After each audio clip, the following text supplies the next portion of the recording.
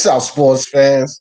It's your man D back. That's right, D back. Speak your mind, sports talk. I want to talk about two things. This guy, Lomachenko, ain't no damn hype job, and this guy, he ain't done a damn thing for Teofimo Lopez to have to do anything concerning Devin Haney. That's what the topic is today. And it's an open panel, guys, because I know a lot of people didn't like that earlier live where they couldn't click that link. Too bad. That was a Teofimo live exclusive. Well, no worries, guys. Back to the original. Everybody gets a chance to come up and speak your mind on this topic because pretty sure Dead Game will be back, and a couple of the other guys, P Boxing might slide up in here, and anybody else really that's on this Devin Haney support train. But we're gonna have to talk about a whole lot of this. This here is another open panel. Let me get this link dropped in the panel for you guys right quick. Excuse me. Let me drop this link. Everybody can join, just like I said, it's open for everyone. Not the exclusive deal. No matter if you didn't pick Teofimo to win. Well, I had some people in their feelings about that last live, boy. They ain't pick Teofimo. They ain't like that. These deficit was being unfair. Too bad. All right, guys, there's the link. Dead Game, I see you out there. So I know Dead Game, he was ready. Ready with all his clips and this, that, and the third. Hope you did some research while you took off for a second there, Dead Game. MMA champ. He said Lomachenko exposed. Lomachenko was boxed, that's for sure. Team Bad Intentions was good. Carlos Mendoza Mala was good with your Mala. Haney would be easily outboxed for that midget bum Loma. Yeah, I don't know. I think Loma would. I don't know. It's a good chance that he would outbox him. What's up with you, Jeff? Ralph Unreal. Queen Lisa Bells back in the building. What's good? Guido. My man Guido. What's up with you, Guido? Big Dan in the building. What's good? What's good? Aaron Rojas. What's up, Aaron? Appreciate you coming through, fam. We get ready to get this thing cranked up. Catacol. What's up, sis? What's up, Cat? Yeah, no, this about these two guys now. It ain't about Teofimo. Of course, Teofimo will be mentioned, but this is more about Lomachenko and Devin Haney. Freddie G, what's good with your brother? And Toby Bartlett. All right, guys, let's get this thing started. Jeff Boxing, Alistair 49, Brian Harkin, Dead Game. Click that link. Major Keep Boxing in here. Oh boy, let me hold on. I'm gonna switch this view. We got back. What's up? What's up? What's up, fam? Let me get everybody up here. Uncle Pete in the building. We got a full panel. Okay, we get ready to get this discussion on. You guys ready to talk about this one? D, are you okay? Are you all right, man? Oh yeah, I'm perfect. I got all my steam out this morning. How about your vocal cords? All right, you got some vocal cords, dude. Yeah, they're all right. I'm not Boy, gonna hear the fallacies. he took a goddamn victory lap around the nation this morning. It was fucking like a goddamn game rooster. Some bitch was screaming. I got on there at 9 o'clock. He's hollering. Nobody, only Teofimo supporters. Ooh. That's right. Only Teofimo. Now, we wide open today, though. We wide open on this panel here. Look, we filling up quick. A lot of people got a lot to say about this topic. We get ready to cook, baby. Let's go. So when I saw you put this notification up, I said, I'm gonna ask him. Is that his favorite? Is that your favorite hat right there? I'm gonna take that brim and just crank it down, man. Nah, bro, I got a whole bunch of gang of hats, man. This is my favorite team, but I got a gang of hats. You know them truck drivers? I don't even remember how many. Them truck drivers put it like a upside down V.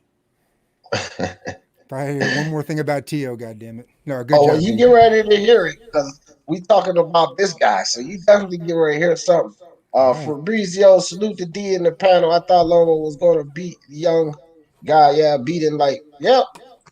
Makes him special for sure. The takeover has begun. Damn right. So look, let's get into this first topic. First, I want to talk about Devin Haney. I want to start off talking about Devin Haney. And then we'll move into Lomachenko because I think that he's less important. I want to say that right off the bat. I want to start off with him, get this foolishness out the way, which will probably be on it for a little while. But he's less important. He's the least important. The fallacies that's going on with Lomachenko is more important to me because I think it's disgusting what some people are saying, and we're going to have a talk about that. But I want to start off with Devin Haney first. Devin Haney and this whole Teofimo has any type of responsibility or anything else concerning what he has to do with Devin Haney. And I'll start off by saying Teofimo Lopez don't have to do a goddamn thing concerning Devin Haney. I don't want to hear he got to go fight Devin Haney to prove anything. Why should he have to fight Devin Haney to prove something when Devin Haney has proven absolutely nothing in the sport of boxing? I'm going to start it with that. I don't give a fuck about Suleiman. I don't care about all of this stuff people crying about. Why the hell do these Devin Haney fans believe that Teofimo should have to fight him to prove anything? It's him that needs to do something with his career. Teofimo sitting here as a 4-belt champion. Whether you want to call it undisputed or not, he has 4 belts, and one of them that used to belong to him because of Suleiman's foolery. But what I want to know is why would this kid who's sitting on top of the world have to do anything concerning him that has done zilch? His best fight is Alfredo Santiago, and he's moving forward from Santiago to a Gamboa. So whoever wants to jump in there first, matter of fact, I'm going to let Big Game jump in there first because I know he has a lot to say about this topic concerning Teofimo having to go see Devin Haney. Well, all I'm gonna say is just to cut out all the madness. I think it'll be a good fight for Teo and Devin to mix it up. I mean, eventually they will. They're both young, hungry lions, so I think they will. But just to take that asterisk off of that undisputed, I think you should just go try and get that belt. People gonna be talking, and that's gonna be the conversation. So instead of having everybody having their own opinions about the situation, go and grab that belt because technically, Devin Haney is holding a strap, and that's where I feel on that. Okay. Can I jump in? Go ahead, Brian. Jump in. First of all, can I say congratulations to Teofimo Lopez? That was a great performance last night. Absolutely brilliant. And secondly, if Teofimo Lopez fights Devin Haney, that strap's not on the line because that's only for mandatories. Because that now cannot be transferred to another champion. So it can't because Teofimo Lopez is already holding a WBO title. So that cannot be transferred to him. So him going to fight Devin Haney, no belts will be on the line except for Devin Haney's other 3 belts. You mean Teofimo's? Teofimo's other 3 belts, which is not the WBO. So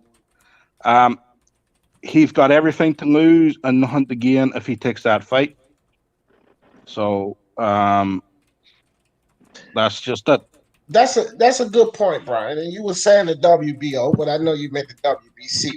That's a good point that you just made there. And Big Dave, that's something that I think that you should respond to, because that's a very good point he made there, and I hadn't even made that point. If Teofimo fights Devin Haney, nobody has anything to gain out of this but Devin Haney. Teofimo has absolutely nothing to gain because, again, I'm not riding on the foolery of Suleiman. Suleiman's and he's done foolery that helped or hurt a lot of boxers. Like that belt that a lot of these Devin Haney fans also like Jermall Charlo. Well, that belt he has was also a product of Suleiman. So it helped Jermall Charlo out, I don't see too many people complaining about that. But then they want to complain about this Devin Haney situation and how Teofimo has to go see him. Well, it's just right back to the Suleiman foolery. And whether you guys want to accept it or not, Charlo's a champion. You accept that. So accept the fact that Teofimo Lopez is the WBC champion. Period. Not Devin Haney. He has no more of a belt than that belt that Tank Davis won from Gamboa. The belt that Devin Haney's holding now is equivalent to that. It is now a baby belt.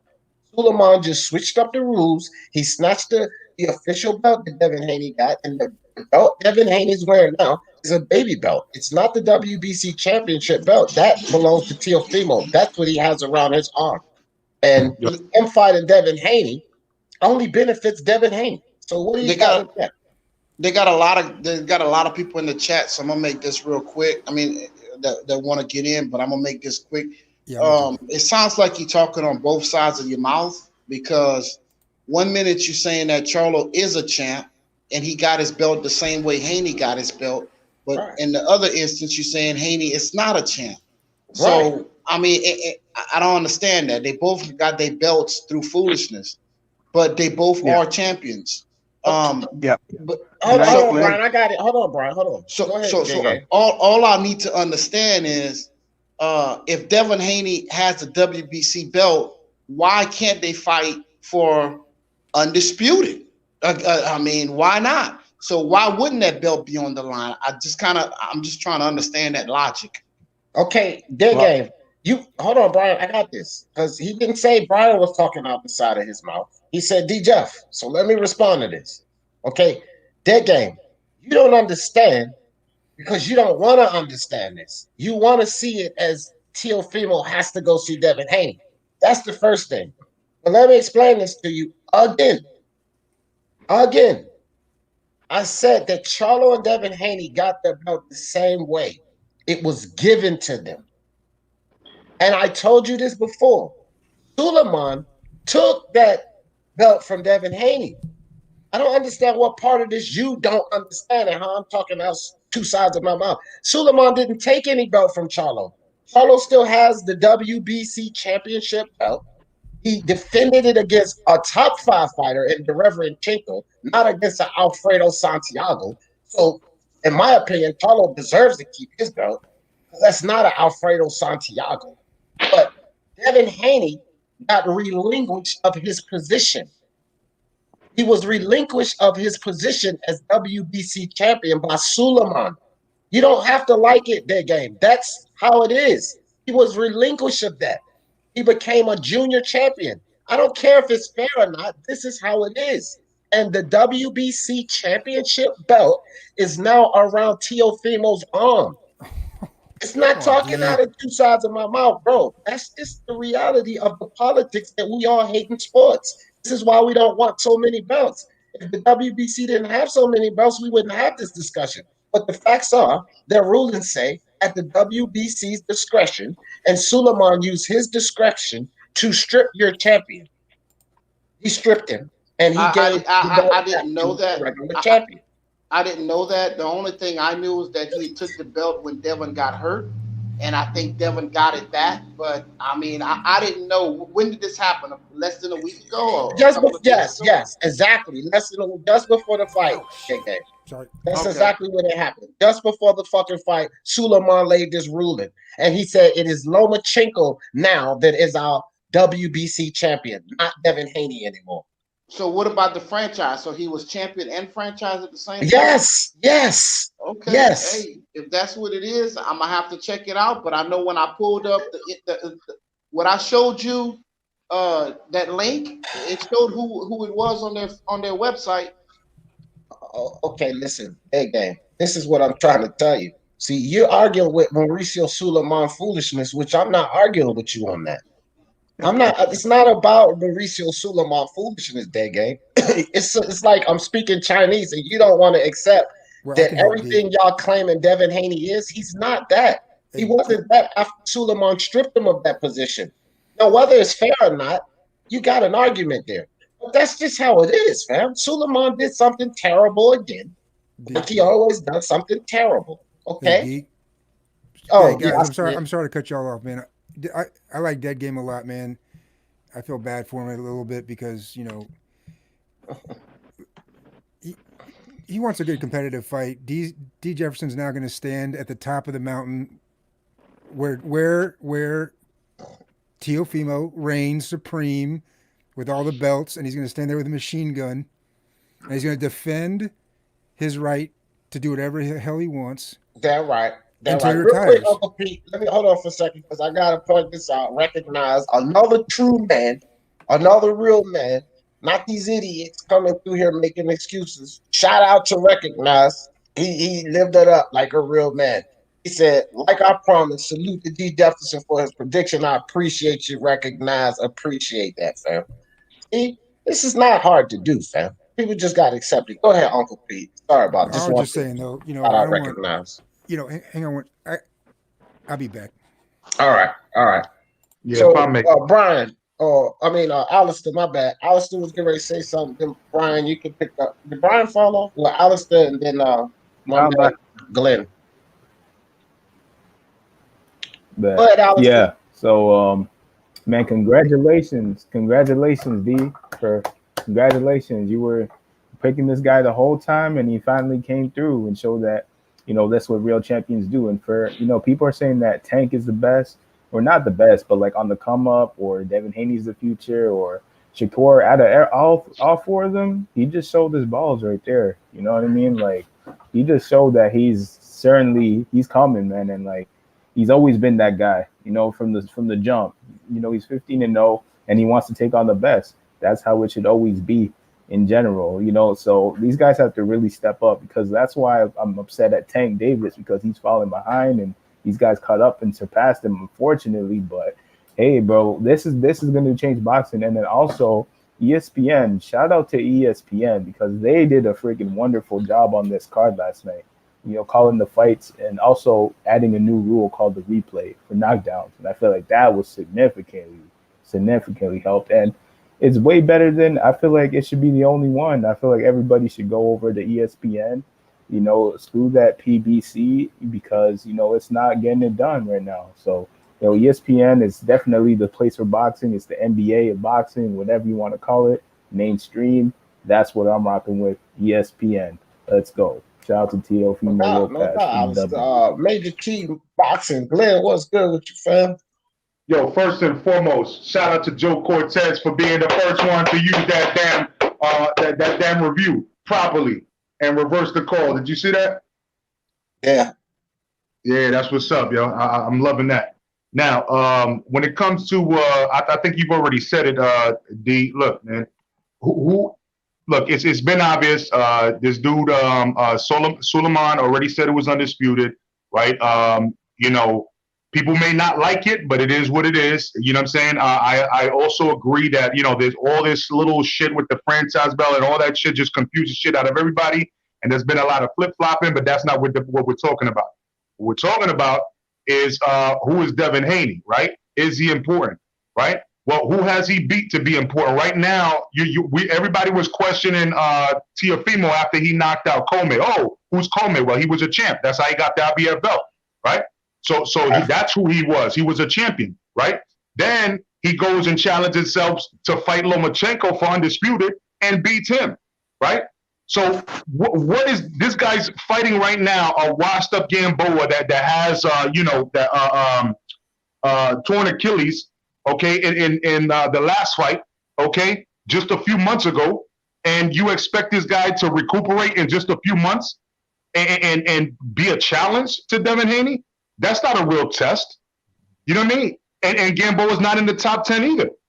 So, who is he really to be trying to demand a fight and say, oh, I'm the guy? What, because you got emailed the championship after you lost it? They emailed it to you again? You haven't fought anybody for it. And as a matter of fact, we flip it on a legacy side is really not a fight. On a money side, it's not a fight, because Gervonta Davis would be a bigger paper or bigger, money fight. So then if you're talking about legacy, then it would be moving up to go undisputed at 140. You know what I mean? Right. So, I mean, either way that you look at it, Devin Haney's not important. Right now this kid's trying to earn money. He's not trying to go from a fight like this to go fight Devin Haney that most people don't know. Most of the casuals don't know Haney. Yeah, we know him, but most of the casuals don't know who the fuck Haney is. He's done nothing. He's beat no one significant. That's why they don't know him. Only these Haney lovers know him. And AOBs, look, AOBs, unless you go and stop trolling from the chat and trying to be chat warrior and click that link like everybody else on this panel, save it, fam. Save it. I'm going to start skipping your comments. So he said, he literally just said, if you recognize Charlo as a champ, then you should recognize Tio. I just played the audio. You're a liar, D. Okay. AOB, you're an idiot. Okay? Because, yes, I did just say that. I did just say that, you idiot. But you must not have listened to everything else I just said and everything else Major Key Boxing just said. They're champions because of Suleiman's foolery. He basically gave all of these appointments, fam. He gave a belt to Devin Haney. He took it back and said it's Loma now. He gave a belt to Charlo. What I'm saying is this. All of these people out here, this Charlo fans, they recognize Charlo as the champion because that was the ruling that Suleiman put down. Well, the ruling that he put down before this fight was that Lomachenko is our champion, not Devin Haney. He said that specifically, AOBs, you idiot. Okay? He said Lomachenko's our champ, not Devin Haney. And so if Suleiman says this is our champ, Charlo and Canelo's our franchise champ, and you accept Charlo, AOBs, you idiot, then when Suleiman says this is our champ, not him, you have to accept it. Therefore, Teofimo beat the WBC champ, so you have to accept it. So I'm not a liar, and you're an idiot.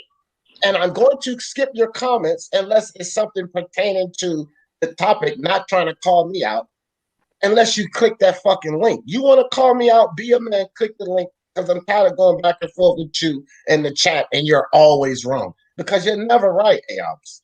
You're never right. You idiot. Now, just had to do that. So, I don't know why you always bother me, AOBs. You know I'm going to burn you up. Virtuoso, what's good, dog? Yo, dude, what's going on, man? I just gotta say one thing, man. You got any humble pie? Not an inch of it. I'm eating flapjacks right now. Well, if you do, send one my way, man, because I picked Loma by unanimous decision. It was a complete different fight from what I envisioned. I mean, that really surprised me how apprehensive he fought for the first 6 rounds. But then finally decided to just make it a fight around 7 through 11. Yeah. Yeah. And for those that are calling Lomachenko overrated, I mean, come on, they're being dishonest. They're being intellectually dishonest. Hold off on that, Virtuoso, because that's the next part of this live. We definitely get into that because I'm gonna cook on that with you. I'm gonna be right with the real Lomachenko fans. Yo, D, I gotta run to the store, man. So I'm gonna hop off. But I like if you're live, you're gonna be live for a minute because I want to talk about that. We're probably gonna be on this for good. Okay, I'll jump back on later when I get back from the store, and I'll chop it up with you about that one. All right. But yeah, hold that thought, Virtuoso, because we definitely gonna get on those. I think it's absolutely ridiculous the things people say about Vasyl Lomachenko. I just want to stick on this freaking Haney nonsense for all of these Haney lovers. Teofimo Lopez, listen, this is what I want to say. I don't even want to keep saying Teofimo Lopez. This is the real point. Devin Haney has to do something for himself, okay? Because now it's to the point where he's done nothing and he's just running around chasing the best like he deserves the best. Kid, you haven't done anything. Fighting a Santiago doesn't put you in line for a title. Let's be honest, guys.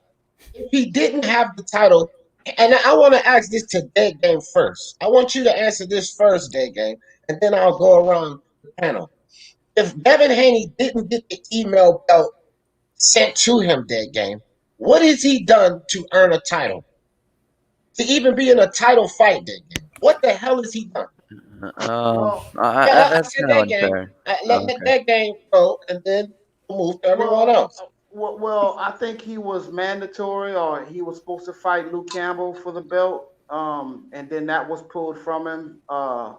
Then once Lomachenko wanted the franchise, they designated Devin the champion. Devin got hurt. Devin lost the belt. Devin came back. They gave the belt back to him. He was technically the champion, and Loma was technically the franchise champion. A couple of days before the fight, or a day before the fight, they took the belt from him. From what you guys are saying, I never read that, and I never seen that just yet.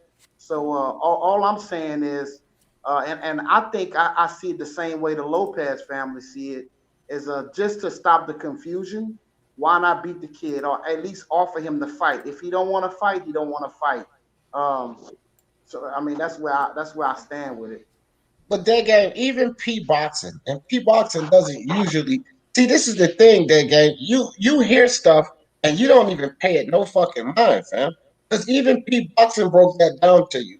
Because he's seen these interviews. They never called him out, bro. You acting like because they mentioned his name, that's a call out. They never called him out. And Teofimo Sr. said then, and he said on my fucking very live, that they will see Devin Haney at 140. That's not a call out at 135.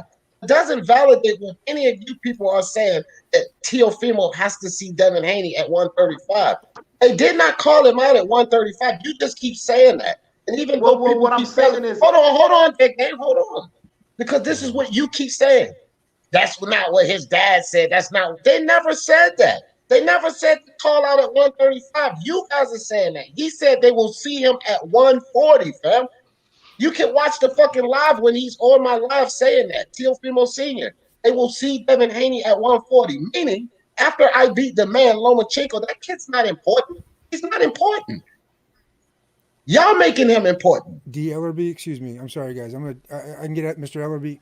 Hey, listen, is there anybody waiting to get in the waiting to get in right now? No, I can have 10 on here, Pete. So we good. Oh, I paid for the shit, so I can have up to 10 on here. Man, just when your computer got cooled down, you came back on here, and now you gonna. So what's the deal, man? This guy got to fight anybody, D? Who? The King of Kings, man. You know, the four belt, the guy with all the belts, undisputed. His plan is to go be undisputed again at 140 to challenge the winner of Josh Taylor or Ramirez. Oh man. Yeah, that's the more somebody than especially this. I mean, I want to know how these Devin Haney fans that say he got to go fight Devin Haney sees him going up to fight Josh Taylor less important than fighting Devin Haney. That's the much bigger fight. Whether he wins or loses, that will be an attempt to get 4 belts again. We're talking Devin Haney.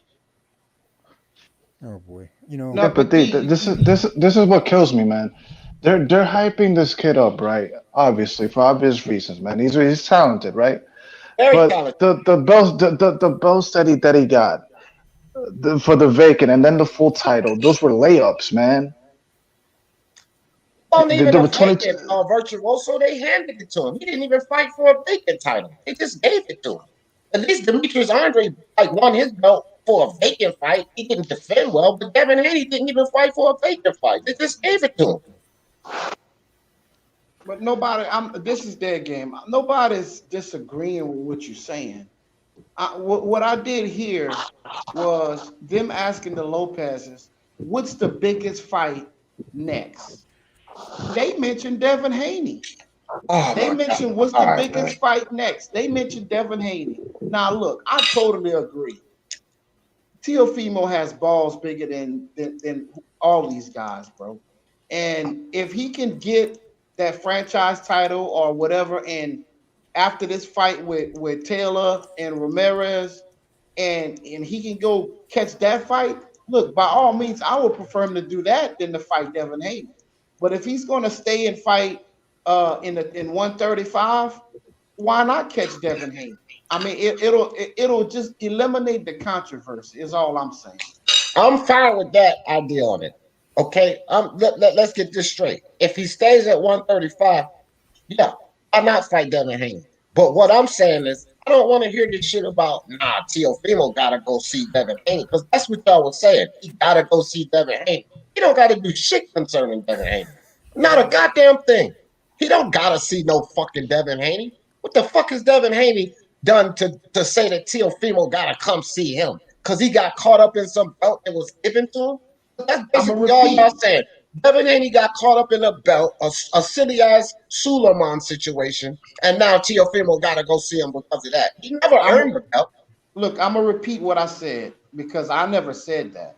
What I said, to clear up the controversy, I think it'll be good for him to go and knock Devin Haney off if he can. That's what I said. Well, let me tell you something. Let me tell you something. To clear up the controversy, the WBC need to get rid of Suleiman and get a new fucking president. That's what they need to do to clear up the controversy. It don't have shit to do with Teofimo, because it was Suleiman who caused all this controversy.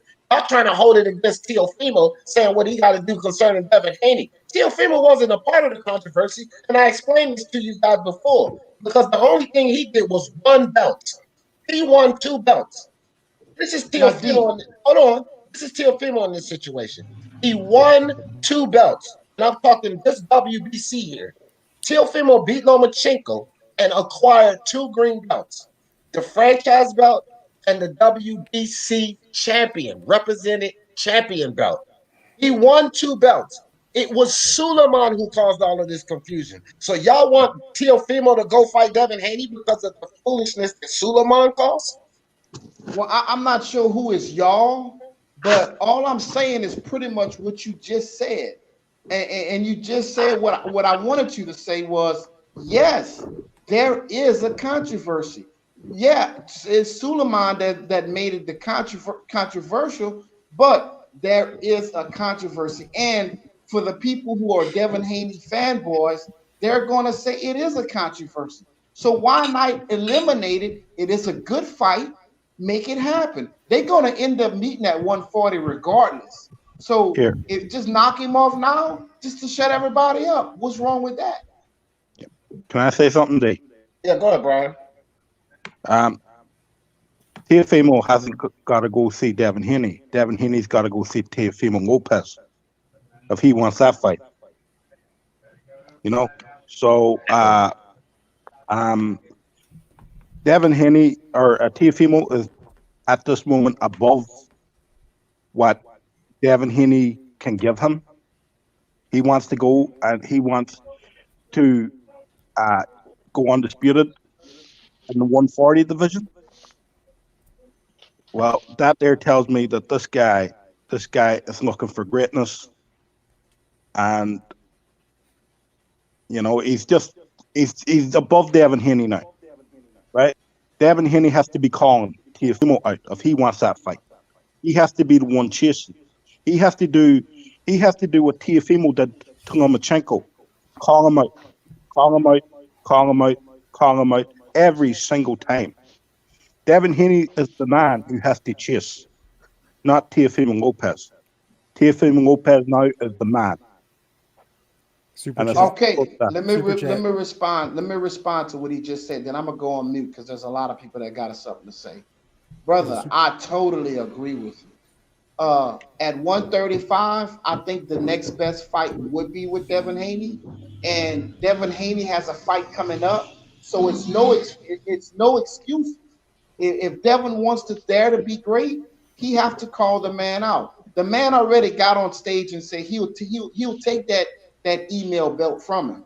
His dad already said that would be a big fight. So if Devin don't come out after this fight and try and go at Tell don't have to do anything. Tell is set. To me, Tell is the number 1 guy at 130. He is the number 1 guy, hands down. But the next fight, if Devin wanted that fight, I think they would give it to him. So if Devin don't call him out, it's going to say a lot about Devin. Yeah. D, Katakura wants the link. Okay, I got you, Cat. Let me get this super chat. CIPHBUDD, what's up, bud? Appreciate it. He says, not undisputed. Haney WBC champ. Disputed. Okay, CIPHBUDD. D Jeff, doesn't that kind of, I mean, for $299 right there, you just got a hell of a sentence. I mean, isn't that true in a way? Isn't that true, man? Come on now. I know it's Suleiman's fault. I know it's Suleiman playing Suleiman games, but he offered me that belt too. He emailed me that belt with some kind of lottery ticket, some kind of lottery, scam where I had to put a deposit down. But the thing is that this guy, I think, just laid it out, right? It was a franchise belt. I know. Listen, I know Teofimo is. It's Sunday. I don't want to offend. I don't want to blaspheme or anything. I know. No, this ain't a fuck Teofimo right now. This is about Haney and Loma. So say what you want. This Well, no, ain't we're talking about right? Teofimo's next fight, though, right? Yeah, and really, we trying to clear up this WBC shit. People feel like he should have to see Haney. More about that, because I'm like, he shouldn't have to do shit concerning Haney. Well, that's how I feel about it. That's what I'm saying, though. The WBC created this. Do they have anybody in mind that he should fight next? I mean, who deserves it more than Haney? I'm saying, who deserves it more than Haney? Okay, let me say this, and I mean, I'm probably going to say this 3 or 4 more times. This is just probably how it's going to go. No matter how many times I say this, I'll put more context behind it this time. All right, so Lomachenko. Vasil Lomachenko, let's take it way back to the beginning of all this, before Devin Haney got emailed this goddamn belt. Vasil Lomachenko actually won in a fight the WBC belt. Okay? So whether you win a belt in a fight by taking it from the champion, or you do like Demetrius Andre and you win a belt in the fight through a vacant title fight, you actually won that belt. You didn't get it given to you. So this is what initially took place. That game, I want you to listen good and keep up here. What initially took place was Lomachenko won, not giving it to him, won the WBC championship belt. Bob Arum and Suleiman had to concoct this thing, whatever they did, probably stay away from Devin Haney. I agree with all that. Lomachenko, stay away from Haney, get this Teofimo thing happening, whatever their motive was. They decided to elevate Lomachenko to franchise champion. But here's the key. Canelo and Vasil Lomachenko actually won the WBC title. They didn't get it given to them like Charlo and Devin Haney. They won that WBC title, and they took position, a label, tag, whatever you want to say, as franchise champion. Okay? Devin Haney never won anything. But when Suleiman introduced these franchise belts and all of this foolishness, he was the one who said, okay, this is our franchise champion, and this is our WBC champion. Well, the same Suleiman said, okay, he's not champion no more. This is our WBC champion. Once he did that, it takes all of this with you guys. It's you guys, Chip, their game. You guys saying it's disputed. But the ruling, the WBC ruling before the fight was that he is the WBC champion. I don't care that it's fair. I don't care that it's foolishness. But what it is. Thank you. It is what it is. He was the WBC champion. Once young Teofimo went in there and beat him, whether you guys want to accept it or not, he won a WBC belt, which is a belt that they handed to him. Now, let me correlate this with the other sanctioning bodies and what the confusion was. And I want you to listen up, Diggy. The other sanctioning bodies were not accepting a franchise tag as being recognizable for Undisputed because it was not the WBC's champion. It was a franchise tag, which is why Suleiman did the foolery and then turned and named him the franchise champion. I mean, the WBC champion, which means he had a belt that could be transferred as a recognized WBC champion. Teofimo is wearing that belt as the recognized WBC champion. So if you're recognized WBC, if you're recognized IBF, if you're recognized WBO, and you're recognized WBA, then you're recognized for belt Undisputed, whether you fucking like the ruling or not. The only discrepancy is amongst you people that believe he needs to fight Devin Haney. I mean, you people. You people that's saying he needs to fight Devin Haney. That's the you people I'm talking about. Oh. And that would be Dead Game, CIPHBUDD, P Boxing, or whoever the fuck else feels like he needs to fight Devin Haney. It's more like Brian Harkin said. Haney needs to fight Teofimo or needs to do something with him fucking self. But Teofimo don't need to do a goddamn thing. That's the right. same way Devin Haney benefited from getting a belt given to him, Teofimo benefited from the WBC ruling to make him champion and receive a belt that was given to Haney. Both of these young kids benefited off of Mauricio Sulaiman's foolery. Now, is this confusing? No, You're still confused. You summed it up to me. You did a fine job. Teo, explaining that. Teo, I get it. My God, that's my new license plate. I mean, I want to know if anybody's confused. Are you still confused, Dead Game, CIPHBUDD, or anyone else? Am I confusing anyone with that? Because I can't explain it any better than that, man. I was born confused, D, but I'm new there. What do you eat, D? Let me get a piece of that, man. Flapjacks. God damn, man. This guy's... No, I'm up to speed. I figured that out anyway. I knew that anyway. Oh, shit. Sorry, Cat. Beforehand. Whoever says that that Teo needs to fight Devin is retarded, bro. Like, whoever says that, they're retarded, man. Straight up. Yeah, Teo Devin doesn't have needs to do fight. anything. Nothing. That's my whole point. You don't gotta do shit. How dare you? I said a couple of... They're acting like... Is Mickey Bay around? Let's get Mickey Bay up here for Teo. He needs to line up some young, hungry lions. And, you know... He needs to fight somebody. He needs to go get a big resume. I hope this inspires a lot of the younger guys to take the top challenges. All these high prospects like what's his name? Like Devin Haney and Shakur Stevenson. Just go down the list. Shakur Stevenson, Ryan Garcia, fight the best. You could just go down the list. They all need to step it up, fam. Yeah. This is what I hope. Now I hope this is inspiration to them that if they do take that challenge, you know, and if they prepare for it and they work hard, you know, they can succeed. You know, so the takeover may happen. I'm hoping it does because I'm ready to see the next generation of boxers. Yeah. Hey, what's going on, D? What's up? That's what I'm afraid of, Saint. I'm not even afraid of it because I'm going to bash them too as soon as they try to do it. But I know that that's what's coming next. That Teofimo moved up to Duck Haney. See, if we accept this bullshit that he has to see Devin Haney, that's the next narrative coming behind it. That's why I'm scrapping this shit, Dead Game, before it even happens. Because if I don't break this down and slide through all of that bullshit, this is the next narrative coming, Dead Game. Right here. That Teofimo moved up to Duck Devin Haney. But that's why I said, and I won't say that. And I recognize Lomachenko. I recognize him as a WBC champ then. But what I'm saying is, for the controversy, go catch that from Devin. Whatever belt he is, whatever it is, go catch it. It's a good fight. He don't need the Devin fight. Devin need the Teo fight.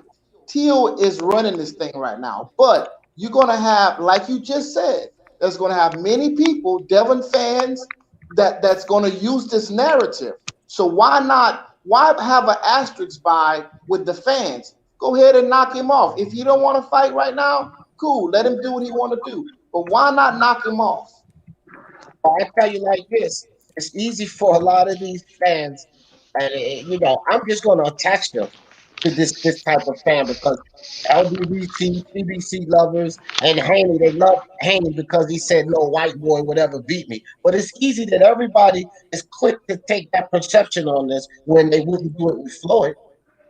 Right? Because Floyd didn't give a fuck what the fans thought about who he did or didn't fight. And they sit there and praise the fuck out of Floyd, but now Teofimo got to do it for the fans. That's that hypocritical double standard bullshit that always happened in boxing. And all the motherfuckers crying for Teofimo that has to do something to Haney were damn sure Floyd supporters. And they won't cry in that same saw with Floyd having to go fight this guy, but now they want to do it with Teofimo. See, that's why I stop bullshit narratives when they start, big game. And I don't want to goddamn give it this. Okay, I'm not saying this. Yeah, big game, you're not saying that. But if I go along with the bullshit you're saying, they're gonna use that ideology to say this dumb shit. So hey, I'm yo, D, laying man. that shit down before it starts, fam. Hey, yo, D, I just got a quick question, man. Hey, salute to you, first off, family. No doubt. My thing is this. My thing, and one more thing. My name is CIPHBUDD, bro. CIPHBUDD. Right, Just like, you know what I'm saying? You got it. It's all good, man. Hey, my question is this, though, fam. Like, okay, did the WBC strip Devin Haney? Basically, yeah. They made Lomachenko. So are they making the claim that he has no belt right now? His belt is like non-existent. It's like a baby belt, bro. Like no more than a diamond belt or a Mayan belt or silver belt. It's like a WBA situation where they have like the super or whatever. So that's pretty much what they have with this franchise shit. Yeah.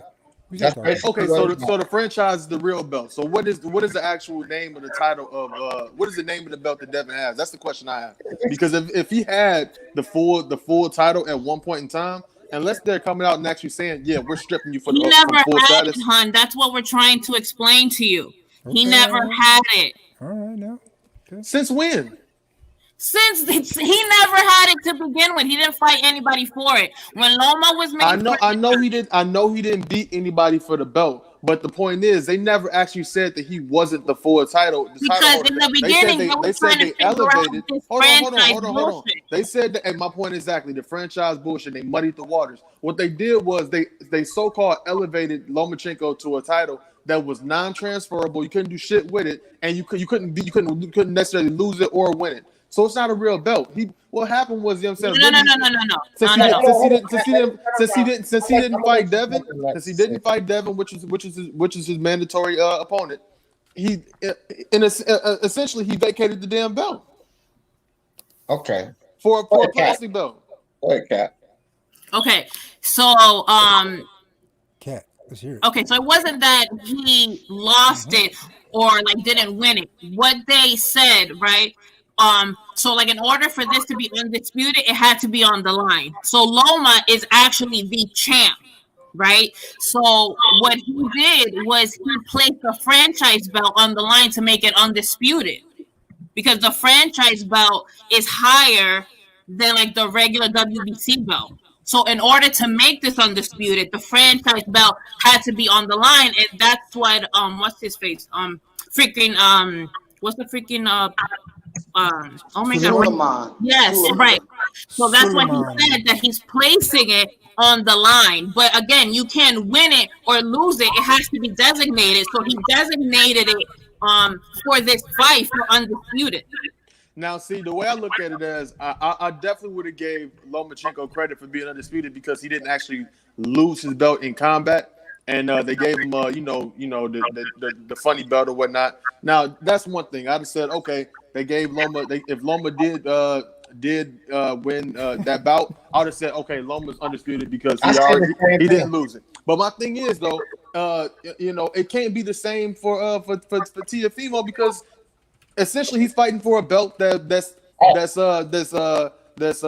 pretty much at the whims of whatever we say we want to give it to. You can't win it. You have to be designated. You know what I'm saying? And that's like there's some BS rules, man. I got a real quick question. This one just goes to Big Game and CIPHBUDD.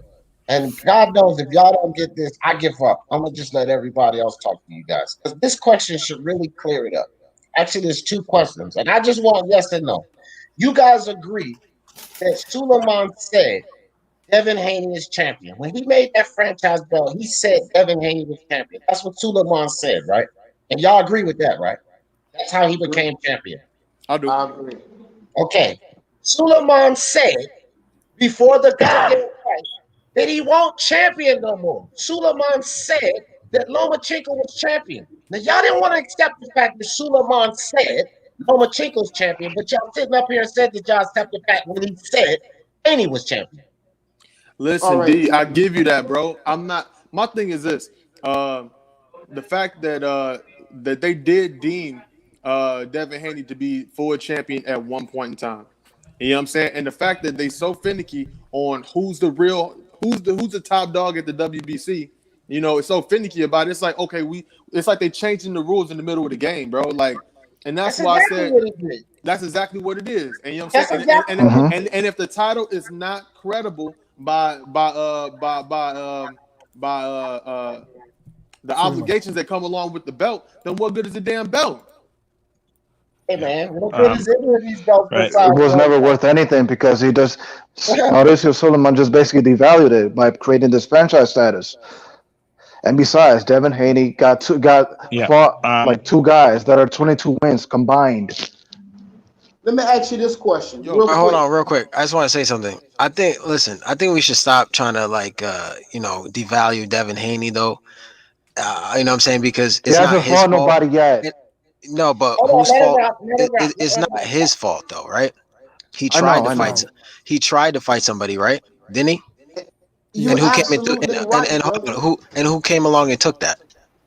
You absolutely right. So and then what happened? He got elevated to what? Franchise?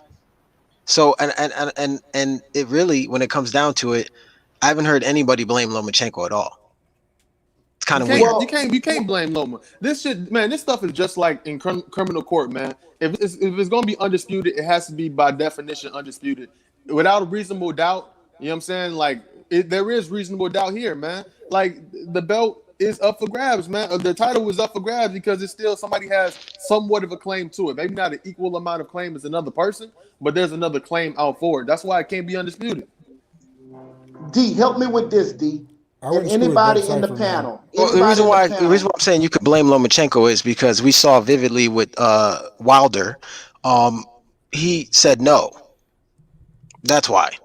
Look, check this out. Anybody in the panel can help me with this, and I can answer it. But when Devin Haney, since he's been WBC champ, have he defended that belt at least once? Have he? Alfredo Santiago. Yes, he did. Alfredo Santiago was the title defense for whoever said that was for a that's what I was trying to say earlier. That was a vacant title. The one he had before that was an interim.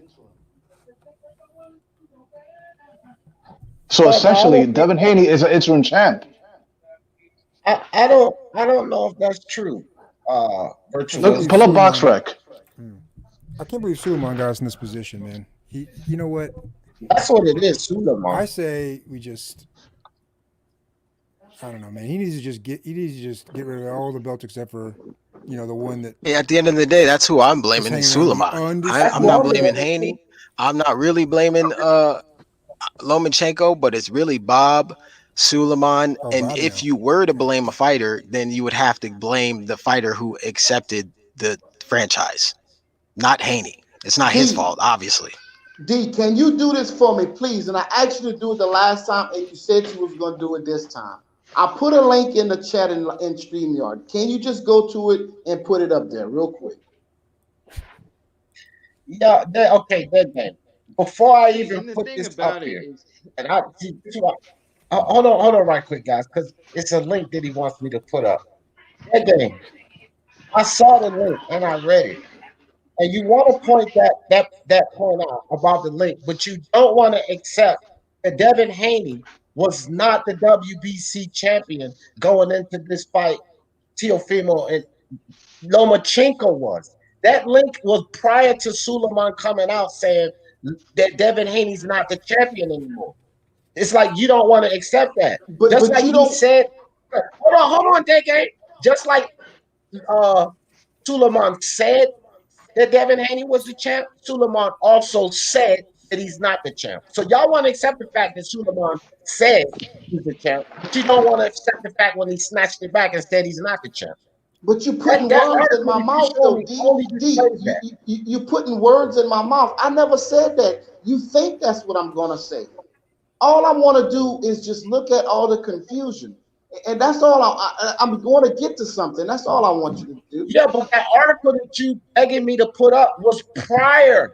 It was before that. Nobody's arguing that point from that article. Nobody has any argument with that. So you putting up an article that we already know.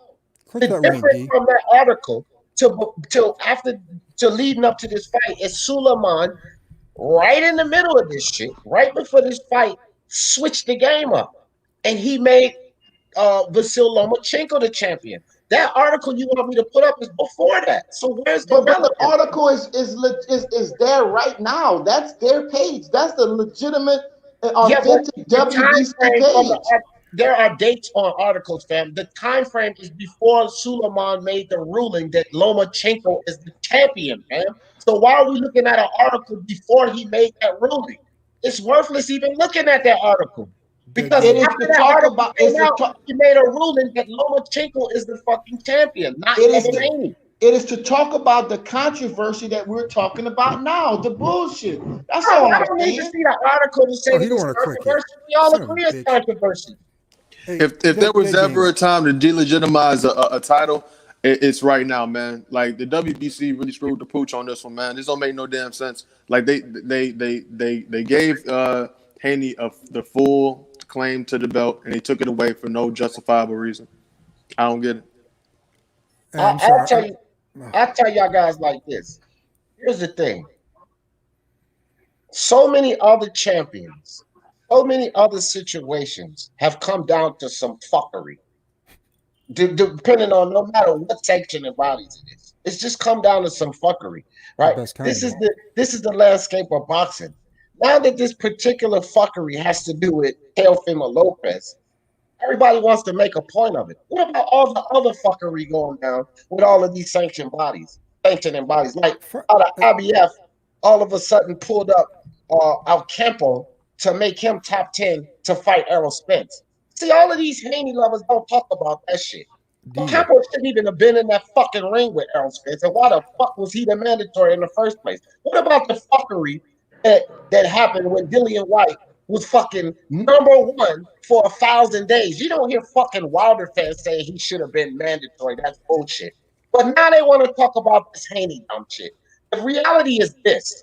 There is a lot of fuckery that goes on in boxing concerning these sanctioning bodies. You can't pick and choose when you want to be mad at the fuckery. All right, you can't be for the fuckery when it benefits Deontay Wilder and he can bounce around fucking Dillian White for 1,000 fucking days. But then before the fuckery and all pro the fuckery, you want to say Teofimo Lopez needs to see Devin Haney. I agree, D, but I see, hey, this is of greater consequence, man. This is undisputed, man. And we talking about undisputed, and that word means something, bro.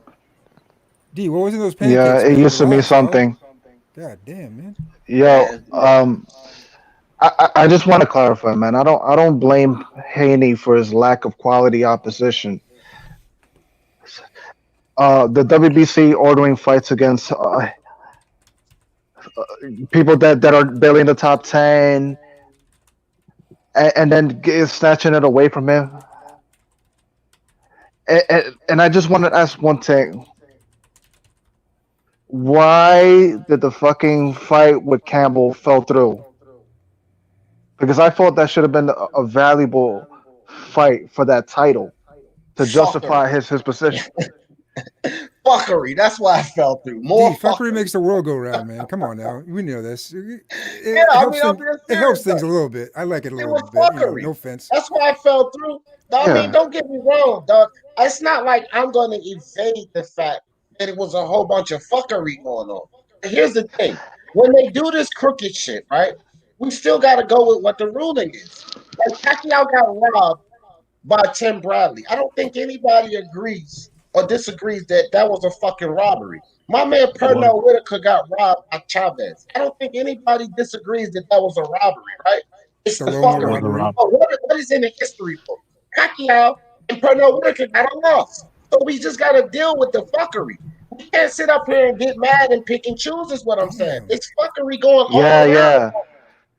I understand because people are crying for Teofimo to fight Haney, right? But at the same time, you can't fight a fucking Gamboa when you have Ivan Mendy and other notables like Comey around just to help your record that are in their prime right now.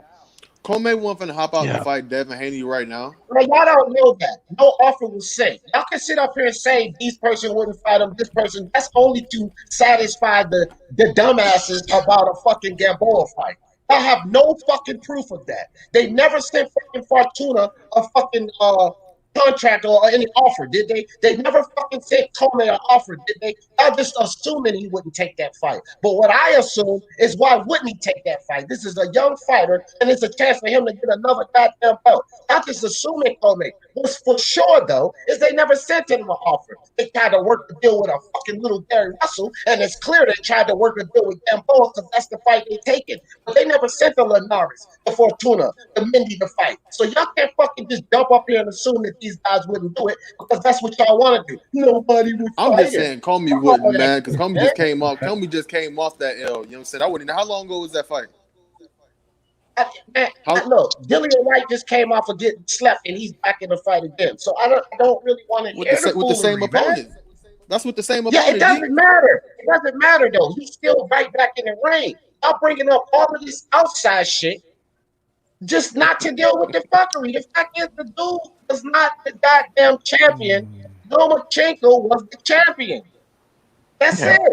It's fuckery, but that's just how it is. D, real quick, I'm sorry. So like basically like right before the fight, Suleiman basically just orally, no pun intended. He just orally just said, "Yo, Loma, you are now the WBC. We're basically going to make the franchise transferable, even though it wasn't transferable. It was an honor that's now got 2 belts, Uncle Pete. He got a franchise belt and the WBC champion belt. That's why the kid is wearing 2 belts now, and one of them represents him being the WBC fucking champion. You know what? That's what it is. If they don't be careful, they're going to have this kid Teo hemmed up fighting like second-rate little fucking fights because he can't get the biggest fights because of all this nonsense. That's not going to happen. That's not going to happen. And box fans, real quick, thank you for the super sticker, fam. I appreciate you. I didn't want to miss you on that. That's not going to happen because these motherfuckers are crying and hollering because they want Teofimo to fight Devin Haney before he moves up to 140 and continue to be great. This is what the whole argument is. I don't think Teofimo should go up to 140, challenge a fucking 4-belt undisputed champion, attempt to be great. He should fight Haney first. Get the fuck out of here with that, man. But when can that fight? When can he move up and fight for that? He can do it immediately because of the WBO exclusion, the same fucking exclusion that Crawford used to get the immediate fight with on, the same fucking exclusion that Usyk is using to get the fight with Anthony Joshua. He can use the same fucking exclusion immediately is the answer. Immediately. D, come on, dog. You're yelling at me like I'm a goddamn. I'm not Devin Haney, man. I'm not Haney's manager. This is hype. I'm tired of the bullshit. I'm hype. I'm on 1,000. I want some of them pancakes, dog. Give me that pancake recipe, you son of a bitch. He got some TV in that shit. Okay, look. So I like Devin Haney. I think he has potential, right? I think a lot of people are confusing potential to, what he can do versus what he has done. We all know he hasn't really proven himself or established anything because he hasn't fought anybody. We know that, but we do know that he has a lot of potential. The problem is I don't want him to fight Lopez now. I think Lopez should drop his belts and move up to 140 because eventually Haney, Garcia, and all these other kids are gonna move up anyway. So let Lopez establish himself at 140 and let these kids, learn, shit now at 135. So when they move up, it's a better fight to begin with. I like that idea. I really do. I really like that idea. My whole point of the whole thing, I'm not even saying that Devin even has a chance against Teofimo Lopez. He might not. The whole point is let's put a period on the undisputed. What's wrong with that? I mean, you do that and all questions are answered. And if Devin get his ass whooped, so be it. You know what I'm saying? Exactly. That's all I'm saying. What is there to But what is there to dispute? But my thing is, listen, all I'm saying, I want to explain something to y'all, but D Jeff will not put up what I asked him to put up. It's just a quick little explanation. Come on, D. You ain't got no fucking virus in it. Just click the link, man. Click the damn link. Put it in the fucking chat, Big Game. It's already in the chat. I put it 4 times. You don't want to fucking. You don't want to accept the shit, bro. It's not about D. Listen, it's not about that. I'm getting ready to put the article up. I'm getting ready to put it up. Okay? I'm telling you right now. Bill Clinton. This article is going to be turned right down and slapped in. Listen, bro, it's nothing you can put up. So I'm going to put it up for you so you can stop crying about this goddamn article that don't fucking matter. I'm trying to tell you it don't fucking matter. Don't it's flash it up nothing for 2 you can seconds point out and in take this it down fucking either. article that makes it matter, fam. So I'm getting ready to put it up so you can just stop about this fucking article. Because it's you that don't want to accept that fuckery went on. And here's the facts. Here's the facts. Let me pull this up. Let me pull flash it it. up. After Don't you flash put it it up. 1 second either, man. Hold on. This is for you and CIPHBUDD. There are 2 belts in this picture. 2 belts. Okay? So for you and CIPHBUDD, my bad, CIPHBUDD. For you and CIPHBUDD, understand this. The belt that's hanging over his shoulder, that is the belt representing the WBC champion. Not representing the franchise. Could that be the interim belt? Could that be the interim belt? Hold on, whoever that is. That is the belt that I think that's the interim belt. Who is that? Who is that? That's Devin Haney's belt. I think that's the interim belt. Okay, Pete, I will kick you the fuck off immediately. Don't kick him off, man. Don't All kick right, him well, look, listen. Look, just for a second. What I don't like, I don't let people cut y'all off, so I'm not letting Pete dump in here cutting me off while I'm trying to say something. All right? So, dude, chill out. Now, this belt that he has is the belt that you guys say it's unfair that Devin Haney doesn't have. I agree. It's stupid what Suleiman did. But what he did is a ruling, and it's done. It's not like he just said that Lomachenko was the champion. He created and designed this belt so that it could be given to the victor of this fight. If Lomachenko would have won, he would have been holding 2 fucking WBC belts. One that's representing the franchise champion and the other WBC belt that represents the WBC fucking champion. So right now, Teofimo is holding 5 belts. Okay? The one he's holding out to the side in his right hand, that is the franchise belt that have you, CIPHBUDD, and everybody else fucking confused. But the belt that he has around his torso and his shoulders, those are 4 belts that represents champions for the IBFP, champion for the WBO, WBA, and WBC. Champion. Full-fledged champion. I don't really know what the fuck Devin Haney is holding. But according to Suleiman, this guy right here, the takeover, is the WBC champion. And when you couple that with the other 3 sanctioning bodies, what does that mean? So the only confusion is you guys that don't want to accept the bullshit ruling. Now let me put up your article. Oh, I thought you put it up behind this picture this whole time. Okay, now check this out, family. D. Jeff about to put up this article, and I just want to ask somebody on the panel a few things about this article, right? And it's not an article; it is the official WBC website. Now go ahead, pull it up right quick. Oh. That'd be a fresh tattoo right there. That Teofimo picture. Damn. That belt's huge, by the way. Look at that. That belt was added in there. I think gigantic. One on the right, shiny too. I'm gonna read that thing. What does it say? That says heavyweight championship, dog. Wait, what's going on here, man? All right, people jumping in and.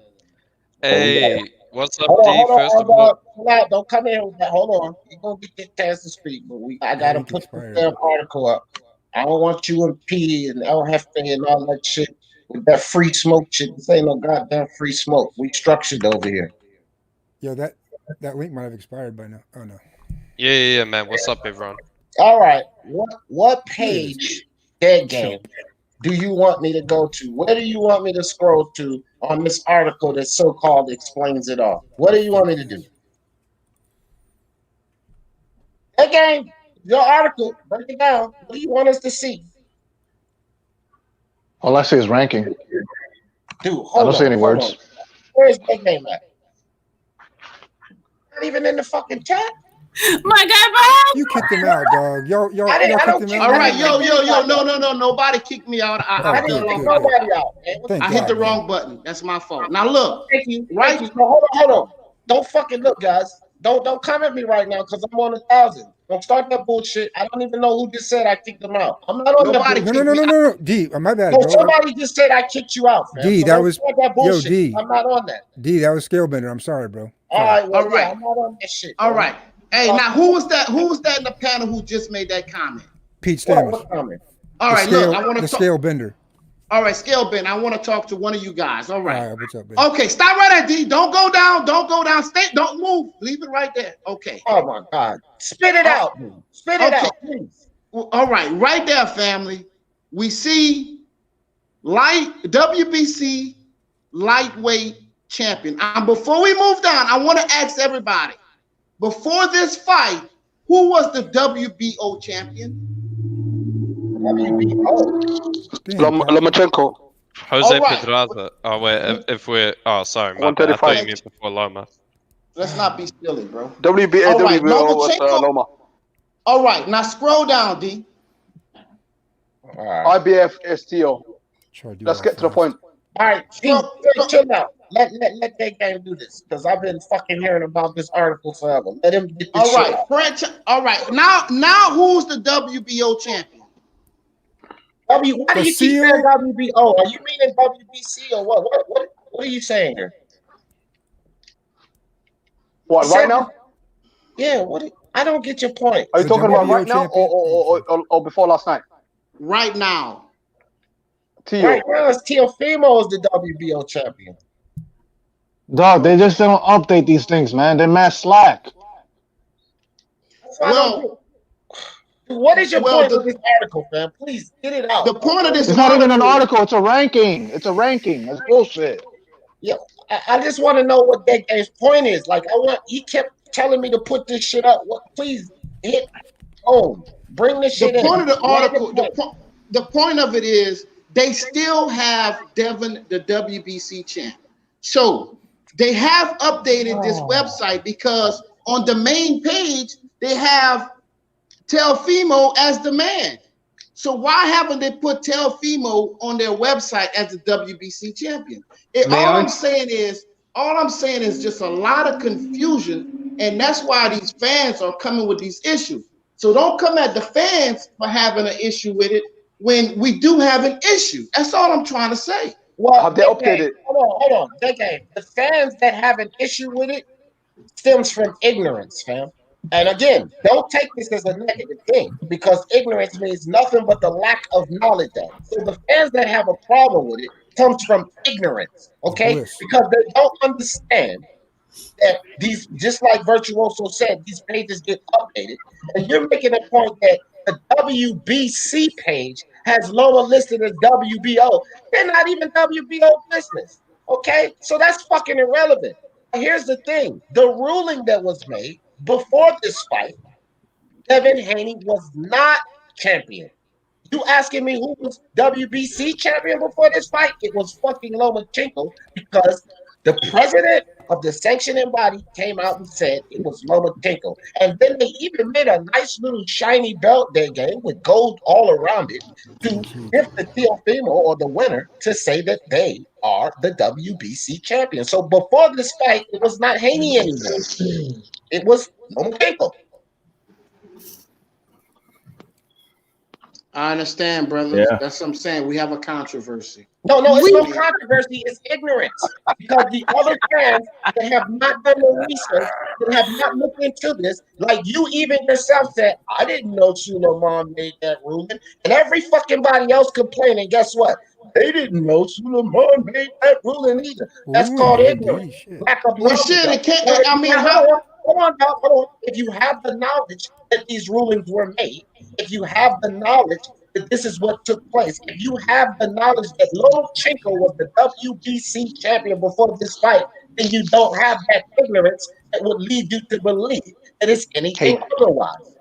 Hey D, can I send you a picture on Twitter that you can put up? It's an official screenshot. It's the official ratings of the WBC. Like their official ratings as of the start of this month, October, because they do it at the start of every month. So we'll get the new updated rankings in November. But I just want to point something out. So I want to send this to D because this needs to be shown. Right? 1 sec. D, I'm sending it to you on Twitter. Okay? All right, I'm there. I'm just waiting for it to come through, man. So can we just say that both Charlo and Haney aren't necessarily defending their belts when they fight? They're just defending their position to fight the franchise fighter. It's actually it's a similar position to the WBA regular. They take care of the mandatories while the franchise title is able to go in search of unification. So what they're doing is they're fighting for the mandatories, but as a champion, but they are not the number one champion. They're not the electee. Like the WBA super title is the electee for unifications. So now technically the WBC title, it would be like the regular, and then the franchise would be like the super or whatever. Right. Yeah. Can you zoom in on that, David? Which one? Like where at? On that image, like the whole thing. If you look at the very top of that, right? Scroll up to the right there. It shows contenders, right? Right. There it shows all the. Now scroll up. I want you to scroll up till you get to the top of the page, bro. Right? You'll see that Devin Haney champion listed below the franchise champion, which means that the franchise champion is the one that they declared the number one in their division. Takes precedence. And that's according to their ratings. And that was at the start of this month. Man, Suleiman might have had penciled this thing out right before the fight or something. Did a little arrow up and down or something. Hold on. You know what? Hold on. Let me go and find the ratings for September. Give me a minute. All right. Get there. But see, this is the thing I'm saying, bro. I don't disagree with anybody that Suleiman's a real idiot. Like, I think Suleiman, you idiot. I even have a segment saying Mauricio Suleiman, you idiot. So we all agree that he's an idiot. Okay? We all agree to things he do. We just don't get down with it. I don't. Can we agree on one thing at least? Pete, I'm not sure if it comes out of your mouth, but shoot. There's a dispute going on. Pause. There's a what? There's a dispute. There's a dispute here. No, I don't think it's a dispute. I think it's fans that don't understand the situation. Because it's no dispute. I understand it to the best of my ability, which is hard with Richard Suleiman for anyone. It needs to be a legitimate case to be concerned to dispute. It's not legitimate in this case. It's just lack of understanding. It's not a dispute. It's just a little bit of controversy. It's not controversy. It's fans that don't want to accept that bullshit has been done and Devin Haney's not the fucking champion. That's what it is, their game. It's fans that don't want to accept that. And the fans that don't want to there needs to be confirmation. That's it. That's what's going on here. But if you can accept the fact that Suleiman did some fuckery, that Lomachenko was the recognized WBC champ before the fight, then you don't have a discrepancy. But you only have a discrepancy if you don't want to accept that.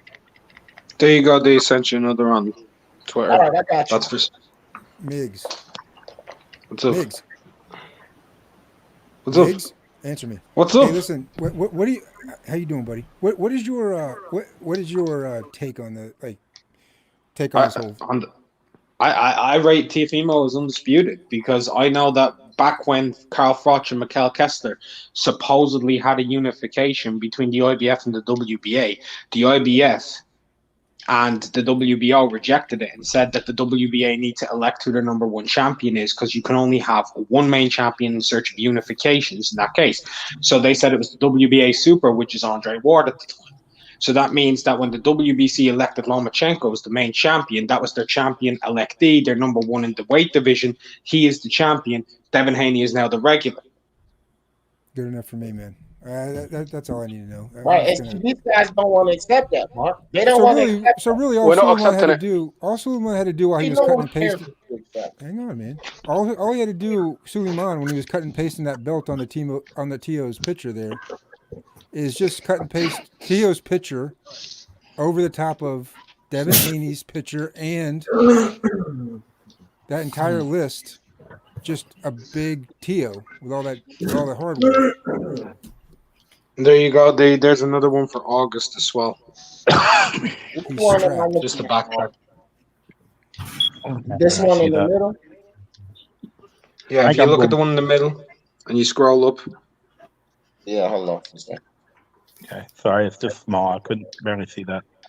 My question is, Ah, fuck me, dog. I don't know. My computer's acting up. my question is, it took like a half an hour to get Dead Game's link up here. There's August right there. D is all over it now. God damn. All right, can y'all see that? Because that's the top of August right there. It says August 31st.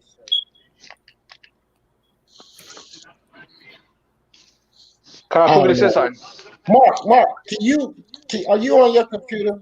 Because if you pull it up on your screen, I'll just share it. I'm not on my computer, but I can go onto it in a couple of minutes if you want. Yeah, just pull it up on yours and then screen share it so you can control it and show everybody what you want them to see. I get it. I understand it. And this whole Devin Haney shit just needs to stop. And people just need to understand Devin Haney is a second fucking thought at this fucking point. Teofimo don't have to see Devin Haney. He don't gotta go to Devin Haney concerning Devin Haney. He has to prove nothing. That's my take on this. And I understand that clearly. I understand that Suleiman's fuckery led us here. But Suleiman's fuckery labeled a WBC champion. And it was not Devin Haney before this fight. So y'all could be mad about that Suleiman basically screwed Devin Haney. But so the hell what? Yeah. Suleiman screwed a lot of fighters. Did he just screw the hell out of them, right? But ain't nobody saying nothing about that. They made this is different. No. Panic, bro. I don't no, this is not different. No. Damn, he's on a no, tight leash. no. P boxing on a tight leash. Yeah, same thing happened with Machado and Tank. Same thing happened with Machado and Tank. Same thing happened with Quigg versus Frampton. Quigg and Frampton was a unification, right? That ended up being a unification. They demoted. They took Rigo's championship status away from and made Quigg the main champion to have a unification with Carl Frampton because there was more money. This happens all the time. It was still labeled an official unification, and Rigo was declared a champion in recess. This happens. Machado was deducted the belt, and Tank was promoted.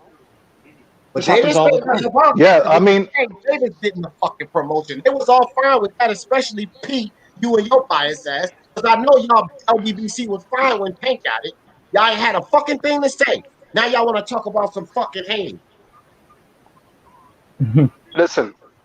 Listen, we're not talking about the past. Let's talk about what's happening at the present. Now we're talking about bad light on the LDBC and that Tank foolishness. Now don't worry about the LDBC. You keep talking about the LDBC. Just calm down about it. Pete, it's my fucking channel, and they always putting out bullshit narratives. So if you're gonna be a part of a group that has a lot of channels that put out bullshit narratives, and the channel hosts are scared to come over here and click my link and talk to me about it, then get fucking used to me calling them out. Fuck that shit. You understand?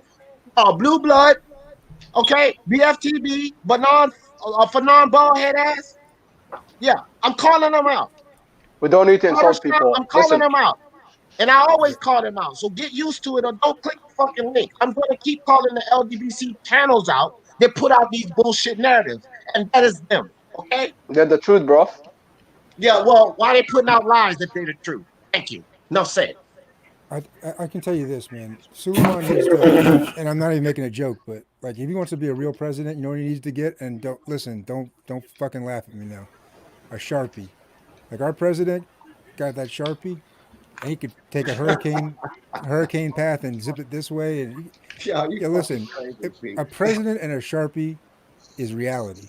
So all he had to do was get on that list. Forget updating it every fucking last Friday of the month. All right, this ain't your taxes. There'd be no controversy. D-Jeff wouldn't have to sit here and defend this bullshit. And we're getting gunned down here because of the controversy. I mean, it's a hardcore stream, but all I had to do was just take a black marker and just scratch it out. I'm ready to move on to Lomachenko to tell you the truth. Yeah. Hold up. Wait. Hold up. Can I? Man, hold up there, Brain. Hold up. One more thing. Hold on, L-Dog, so we can get off this Haney shit. Hold on, L-Dog, because we're going to body him real quick. Okay, real quick. I just got off of BoxRec. BoxRec has Teofimo Lopez as all the champions, except which one you guys think. The WBC, yeah, and I can explain that. I can explain that for you. I can explain that for you if you'd like. So all I'm saying is, hold on, Okay, let Mark explain it so that you can have a better understanding, and then say what you want to say. Let Mark explain it, because we're not the ones confused here, fam. I think you're confused. Go ahead, Mark. Break it down for me. Yeah, when the WBA super title came into existence, the the box rec didn't update that as a title for 2 years. It took them 2 years to make it a title on their site. They stay behind until they have full understanding of everything that's going on. They're updating things on the daily, every week, every month. There's still fights out there that haven't even been updated on box rec. BoxRec is not an official. BoxRec's not an official source. It's a guy named Max who lives at home in England who updates this using an algorithm. That's not an official source. The official sources are the sanctioning bodies. I understand what you're saying, brother. And all I'm saying is there is controversy, brothers. All I'm saying is I'm looking at BoxRec right now. No question. And I'm seeing WBO, IBF, WBA is Teofimo Lopez. And right under WBC is Devin Haney. So if we can say Suleiman is doing some janky stuff. And I mean, I think Suleiman has to go before a board before he can make decisions. Now, if that just came out of Suleiman's mouth just to make that fight happen, that could be another thing. So I'm just saying, let's just drop this subject and let's just come back in about a week or two and let's see where all the legitimate things are at. That's all I'm saying. Okay. Well, in a week or two, you can come with you and your crew and everybody else, and I'll body that shit in a week or two from now. Because no matter how you flip it, turn it, or rub it down, goddammit. No, you're not, D. Come on, man. It's a bullshit narrative. Can I talk for goodness sake? If you say something dumb, dog, go ahead. No. Because listen, I have a voice, okay? So let me go talk. ahead. All right. At the end of the day, yeah, this is not going away, and I'm telling you now, this story ain't going away, whether you like it or not. It's gonna get bigger and bigger and bigger, and you know what? And this is gonna promote the fight as well at the same time. So mark my word, this ain't going away. That's all I gotta say. I agree. It will go away as soon as Teofimo moves up. D, can I touch on something? All right, let L-Dog jump in because he been wanting to say something about Lomachenko. Yeah. First of all, man, shout out to Teofimo Lopez. He won the decision. You know, me personally, I thought if anyone was the winner, it was Teofimo Lopez. But I actually saw the fight when I rewatched it this morning a little closer than some people have it. You know, especially the judges. You know, I hate to steal lines, but I'm going to steal this one. Julie Letterman should be sent to meet her fucking father again if she scores fights like that. I mean, my God, that was atrocious. Yeah. But I'll say I had it a draw as well, Brian. I had, and I'm going to give you the rounds. 2, 7, 8, 9, 10, 11. 11, yeah. Now, here's the thing, Brian. A lot of people laugh at me, call me a Lomosexual and whatever for, you know, they call me that. But I said if anyone won, it was Teofimo Lopez. Now, I think the reason a lot of the scorecards were wide is because a lot of people don't score off of the 4 criterias. If you look at rounds 2 and 7 in particular, swing rounds, people forget to score defense. A criteria Lomachenko clearly won in that round was the defense criteria. And I would argue because of his defense, it rendered a large portion of Teofimo's aggression ineffective.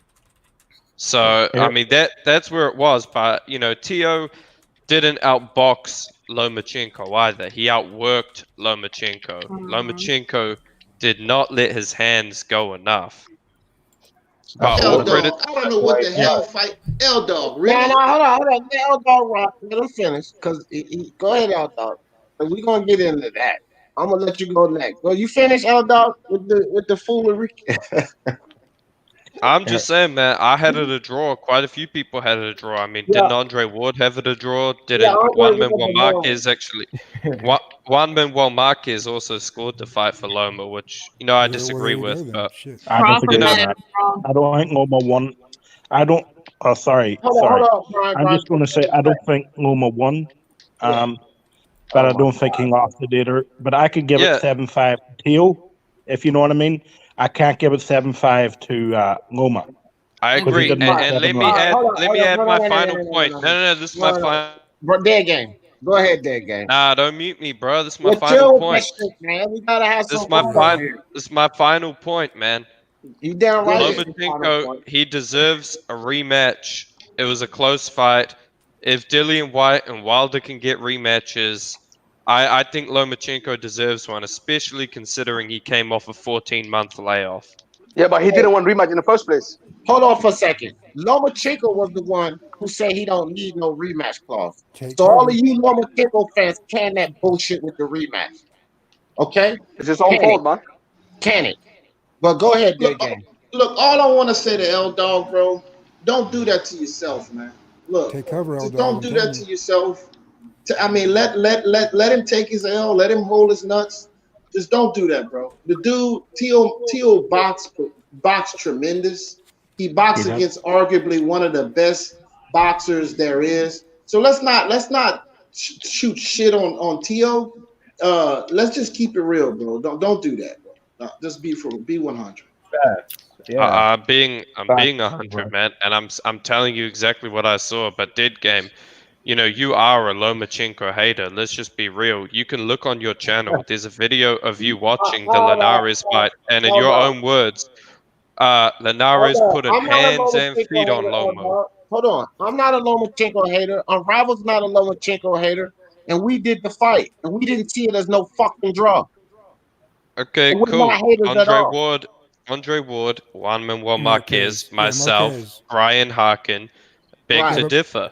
But the judges and a bunch of other people also beg to differ. So, that's right. But what I'm saying was it was a competitive fight. This is what we're going to do. Like we have to do in all situations, which I just said earlier when I mentioned the fact that we all saw Pernell Whitaker get robbed. No, yes. We all saw Pacquiao get robbed. No, yes, we did. So, eat it.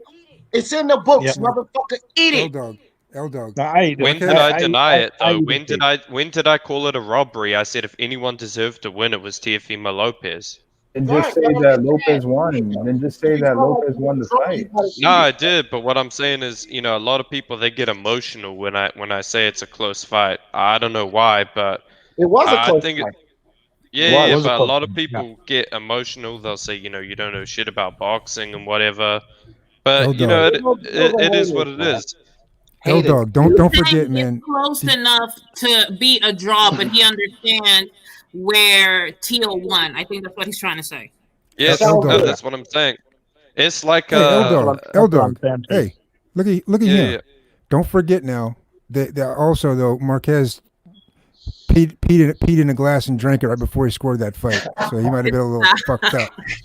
I know, but let's not forget he's also a Hall of Fame boxer. So I mean, all I'm saying is, if you're gonna dismiss me as someone who doesn't know how to score a boxing match, you're more than welcome to explain to Juan Manuel Marquez how he doesn't know how to score a boxing match. Oh, L-Dog, I'm not dismissing you. I've always called you an idiot on many occasions. And so many other people. I love you, bro. You know what I'm saying? No. Like it's all good, but go ahead, Brian. Can I say when I scored that fight, it might have been 5 whatever in the morning, but I was 100% pure sober.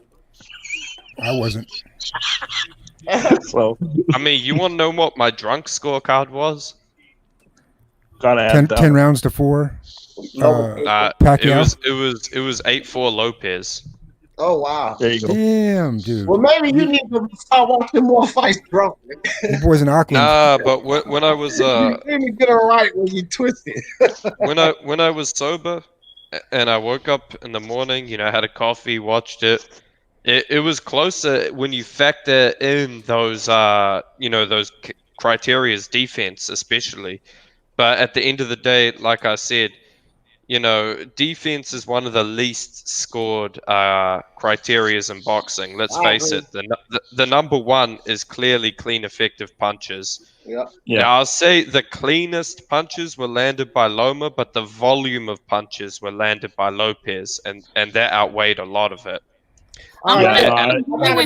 Slightly. What's up, Cat? But I got okay.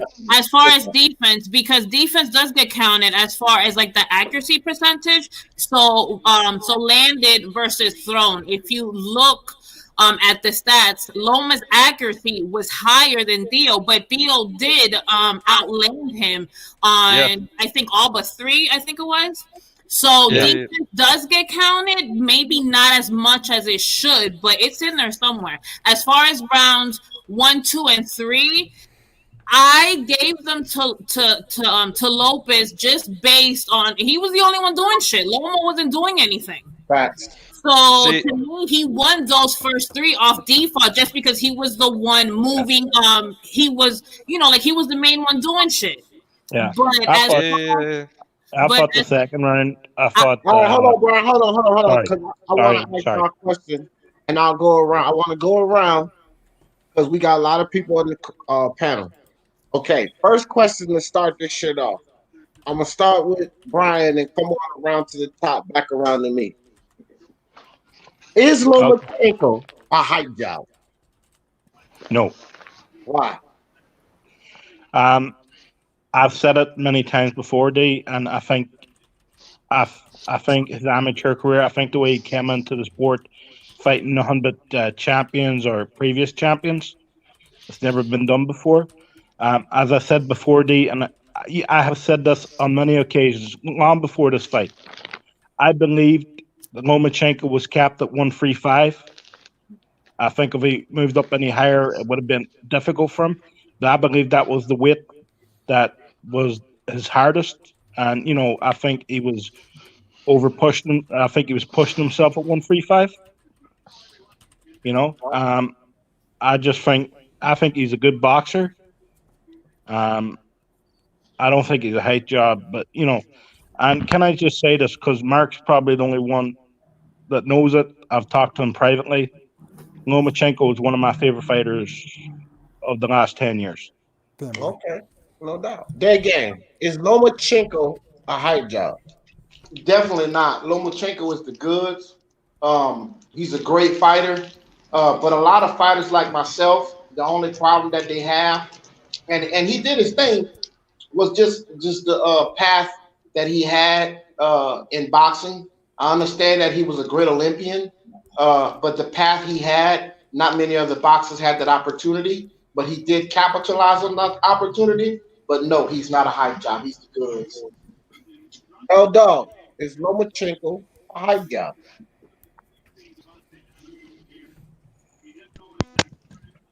Yeah. Yeah? Oh, shit. No. I'm gonna say initially I was thinking, yeah, but at the same time, nah, he's not. All things considered, how many fighters are there fighting someone like Lopez above their natural weight class? There aren't many people, and a lot of people are gonna make fun of him for this, but they praise fighters like Errol Spence, who have never had a size disadvantage against someone like Lopez. This is what I'm saying. How is someone a hype job for losing to someone who, let's face it, is probably going to be a Hall of Famer and is way bigger than them? Yeah. I agree. Good one, the virtuoso. Is Lomachenko a hype job? Absolutely not. To do the things that he did from 126 up to 135 is pretty remarkable, considering the adversity he had to overcome. Without the skill set, he wouldn't have to overcome the adversity that he had in 135. I mean, before this fight ever took place, people were, I think, if Loma would have won, his detractors would have been saying, well, he bit a young kid, he bit someone who's inexperienced, They don't know until you see, the shape of these guys are at fight night, that size is still an asset. Speed and power, those intangible attributes that they have are still an asset. And Loma, to me, has the ability to turn doubters into believers, and he nearly pulled that off on Saturday, but he came up short. So if he wasn't shit, then how did he win those belts? Facts. I mean, I feel you. Team boxing is Lomachenko a hype job. 135, absolutely yes. Because when he came against the tough guy, he was confused. He didn't know what to do. You know what I mean? So yeah, at 135 he is. At 126 he's not. At 130 against the top guys, like Parchelt, Shakur Stevenson, Tank Davis, I think they beat them. I honestly do. Just like I thought Teo would beat him. I never thought of Lomachenko as a great. Forget this 400, amateur career. There's rumored that he's been fighting against, young kids in the amateurs. You know what I mean? There's no evidence of him beating great fighters at the amateurs. Nobody can tell me that. Do you know what I mean? So, yes, he was a hard job. He was pushed. You know what I mean? He had a title shot, in his second fight, and then he lost. Then he gave them another title shot, a guy that just lost. So now he lost at his 15th fight. So he was never pound for pound number one. ESPN was lying to us. So now they can't lie anymore about his loss.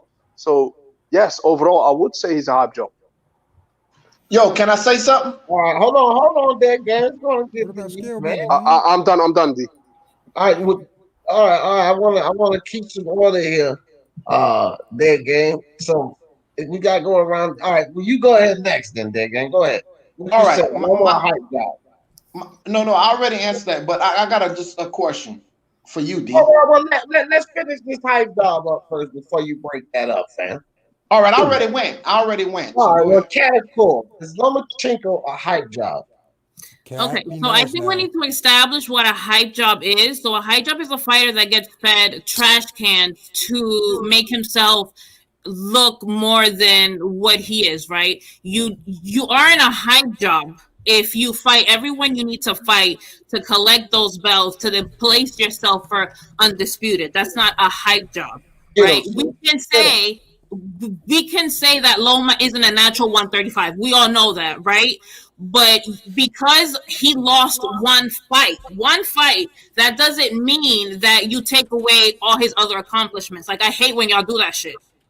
That just means that the plan or like the strategy that he had, it didn't work for this one particular fight, but that doesn't take away everything he's done or his fucking skill set. So that's what I'm going to say. There you go. Nice. Good point. Alistair, 4-9. Is Lomachenko. Oh, my bad. You're right. You see my picture up there. You see my avatar? Uncle Pete, is Lomachenko a hype job? Well, listen, D. He's one of the best fighters in the game. He's one of the best fighters I've ever seen. I mean, I'm not like a. He's not invincible. He's human, but I never seen anybody do anything in the ring like this. And I mean, maybe I'm just like a little bit naive or not schooled, but this motherfucker's footwork is out of control. I don't care about his amateur record. I mean, I care about it, but if he's abusing kids, I don't think that's right. Someone should look into that. But I seen him abusing a lot of adults, man. And I mean, abusing them in ways that the footwork, the going up in weight, you know what I mean? Like last night, Teofimo, the question was, could Teofimo land his power? He landed his power, questionably in the first 6-7 rounds as Loma was circling. But when Loma turned it up, I'm just going to tell you, he fucking unloaded on Teofimo. Facts. You seen his mouth hanging open. Mm-hmm. My mouth was hanging open. I couldn't believe what the fuck was going on. I don't know why. I don't know why he started after the 6th round instead of before. In other words, give yourself a chance for a decision instead of trying to force yourself into a knockout situation. Which, again, did Teofimo land his power? He landed his fucking power shots about 20 times in a straight line in the 12th round. I seen Loma eat every fucking power shot, uppercut, hook to the body. Yeah, but Loma got wobbled too, Pete. And I ain't heard nobody mention that. Loma got wobbly. His chin's a fucking piece of granite. I mean, He got goddamn. wobbly. What do you want from this man? He survived it. I don't know why he had those goddamn those gloves on. I don't know. Them green gloves look like like see those yellow gloves he's got right there. Those look normal. Yeah. I don't know what kind of fucking gloves the guy came out in. He came out with some like like 2 pairs of gloves on each hand. I don't know what he was doing, but anyway, that's between him and his dad. I'm sure his dad will give me the answer. He was bringing back the Matrix gimmick. His dad will kick me in the face for even asking him. His dad takes no bullshit. He's a KGB agent probably. I mean, the guy's like a fucking scary dude. But look, I give props to Lomachenko. Teofimo won the fight. I cannot sit there. L-Dog needs to, I don't know what he's... L-Dog scored his score, but... L-Dog be drinking that sauce, man. My thing is this. When we got past the 6th round, we got into the 7th round, and he had not turned it up, so to speak. I expected him to get away the first 4, like he does in every fight. Against nobody, against no threat, he gives away the first 4. Mm-hmm. I mean, it could be against, he'd give it away against me. And then 5 and 6, he'd start landing, and then by 7 or 8, he'd just be doing what he did against Teo. It's just that he put himself in a position, almost knocked the kid out in the 11th. And then in the 12th, listen, if Loma thought he won the fight, or he was winning the fight, why the fuck did he come out in the 12th round like a goddamn missile? He had to say to himself, I don't have time to feint. I don't have time to pivot. I don't have time to... I got to come straight forward, like a honey badger. I mean, this fucking guy was like straightforward, and Teo stepped back and threw as hard a shot as he could, about 12 times. But at the end of the day, those scorecards were, I don't know what the fuck they were scoring, but you had to be 7-5, 8-4, something like that for Loma. I mean for Teo. No knockdowns. But Loma will be back, man. He'll be back. Yeah. And I tell you what, if you can get word up there to that mountain that he's on with all that hardware, man, and something happens where he gets a chance, and I'll pay to see that fight again.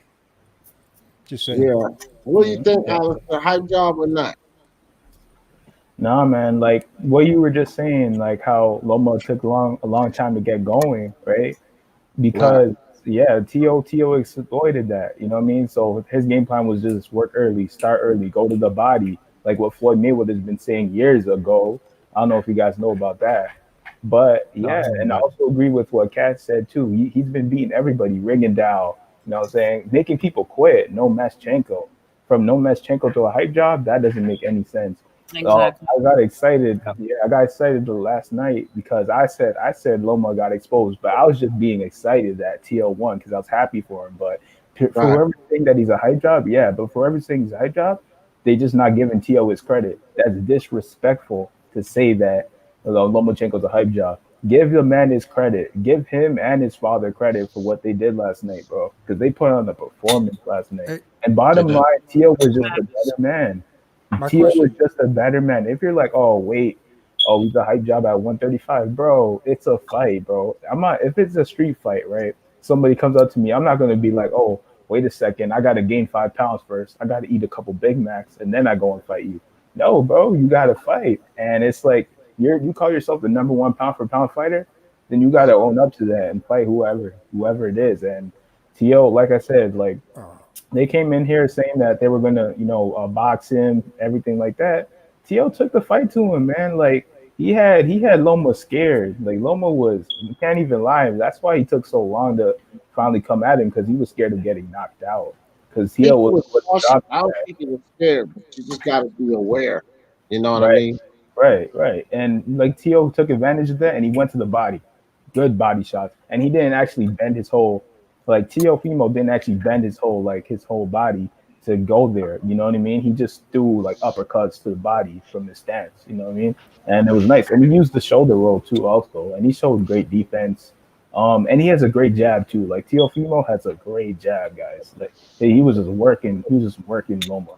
That's how you know That's how you know Floyd Mayweather would have beaten Lomachenko too in its prime. Maybe even stopped him. Did Floyd say hype job? Did Floyd say that? Floyd say what? I'm sorry. Did I understand that Floyd was the one that was in like not so high on Lomachenko? Floyd's in No, there. no. He said how to beat him. But Floyd, I don't like if Floyd says something, it's like a grain of salt. That motherfucker's narcissistic, so he can say something to praise somebody or shit on somebody that don't really mean nothing. He might not even think it. It just might fit his narcissistic personality and image. The hell with Floyd Mayweather. But Right, look, but it worked. Yeah, I mean, but listen, it worked. go ahead. Fantasy fights are tough, but I tell you what, Floyd's lucky we can't go back, boy. I tell you what, he'd be on that stool like Roger when let me when jump Duran in. was telling him to come on, get up, or This come out to fucking it. Lomachenko ain't no goddamn hype job. Hell no, he's not a hype job. Nope. You know, this is the nonsense that goes on with any fighter that takes them long. Okay? Because I'll go with somebody who's way less skilled than Lomachenko, but they started to face the same bullshit nonsense, and I was just defending him. Deontay Wilder. When Deontay Wilder got beaten by Tyson Fury, you heard all of this rhetoric start to happen. Everybody and their grandma in the damn heavyweight division can beat Wilder now, right? Because Tyson Fury, being 6'9", 270 pounds, with footwork better than any fucking heavyweight in the division, outside of slight, maybe Usyk, he beat Deontay Wilder. That doesn't mean everybody else. This is just what happens when fighters lose. You know, the people that hate them start spitting dirt on them. The people that have fans that are totally mutilated start spitting dirt on him, right?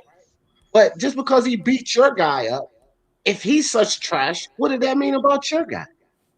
He has to be worse, right? This is the thing. These people make these narratives up because of hate. To call Vasyl Lomachenko a hype job, Freddie G, stop that nonsense. Stop it. Is LeBron James a hype job, Freddie G? Yeah, No. kind of a little bit. Just kidding. No, he's not. No, he's not. He's a hype job by his fans. That's the thing. So some Lomachenko fans might take it too far and start saying he's greater than Floyd Mayweather.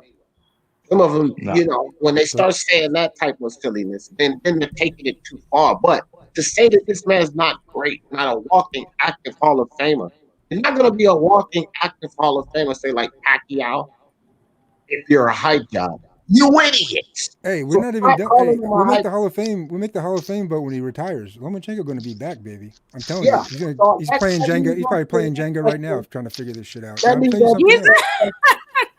gonna let you start with this question. That leads on to my next question. Lomachenko.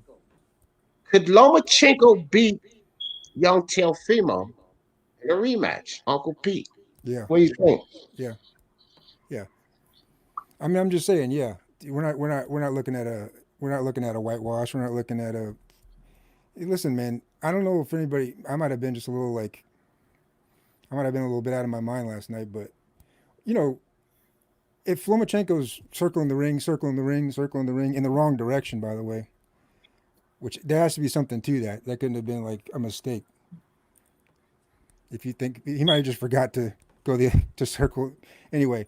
To let Teofimo throw like that, you'll notice in the 7th round when he actually started establishing his foot dominance, Teofimo wasn't so quick on the trigger, and it wasn't such a power shot, like a long power shot. He knew it was coming. He knew something was going to change. I knew something was going to change. And when Loma gets ready to come on and circle in the right direction and get and start pivoting around the outside of Teofimo. I know everybody liked his jab, but I thought his jab was lazy when Lomachenko was attacking. And the hook over the jab was the first thing I thought I was going to start with. I was in the chat. I did think Loma was going to win by decision. When he took till the 7th round, and everybody's asking what was wrong with the Matrix. I thought maybe we were looking at like Jaws here, like take him into deep water. Right. But when he fucking I must say, man, it was a plan. I think he could have, if that was his plan, I think he could have just won a decision better. But you know, Teofimo landed his shots, but I'd love to see the rematch, man. Lomachenko be back on him. All right. I mean, okay. Wouldn't make any sense, brother. What you think? Did Lomachenko win in the rematch? You said Cat? Yeah. Oh, yeah, I think he can. Look, man. He started way too late, and when he was active, that's when the fight, you know what I mean, was actually on. Right. I think he just let way too many round two. He landed one jab and threw 4 versus Lopez's. I think if he threw 23 and landed 6, like, bro, you can't do that. Right. He took way too long to get active. You usually take about 3 rounds to calculate your opponent, but I don't know what the hell happened. Like, he was just not there, I guess. And I guess when he did come up, it was already too late. I think he can, because like I said, it was a close fight. But you know, one thing that a lot of people aren't talking about are, I can't find not one person that had Lopez winning by UD. Not one. Everyone was like, "Oh no! Yeah, He's gonna knock him out. He's gonna do this. He's gonna smother him."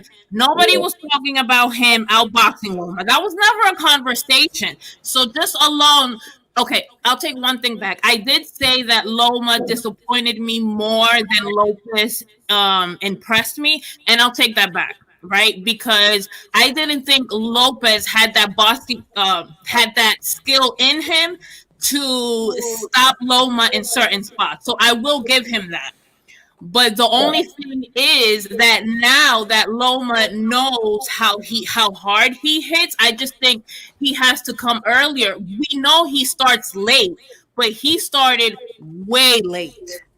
So I think that he can. The only question is, you know, how will Lopez adjust this time, and how will Loma adjust? But I think he can. I don't think we're going to see it back again, but I don't mean to take anything away from Teo. There's a reason that Loma started as late as he did. I know it's not because he was looking to force himself to a knockout, but you know, I was asking. Teofimo's going to move up to 140 now. When he landed in the chat, they reminded me as well that when Loma was coming forward, Teofimo was, I guess we're going to call it boxing, but man, he was throwing those uppercuts, taking steps back and throwing, and a lot of them did catch Loma. But then in the 12th round, I mean, goddamn, man, Loma marched into every shot that the Teo could throw.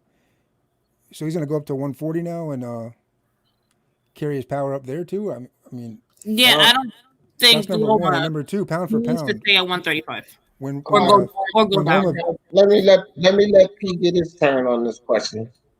P, come on with your ass, man. Let's entertain us, dog. You think Lomachenko can win in the rematch? You know, first of all, a lot of people been saying, I got, is there some mic on? Because I can hear myself twice. Yeah, okay.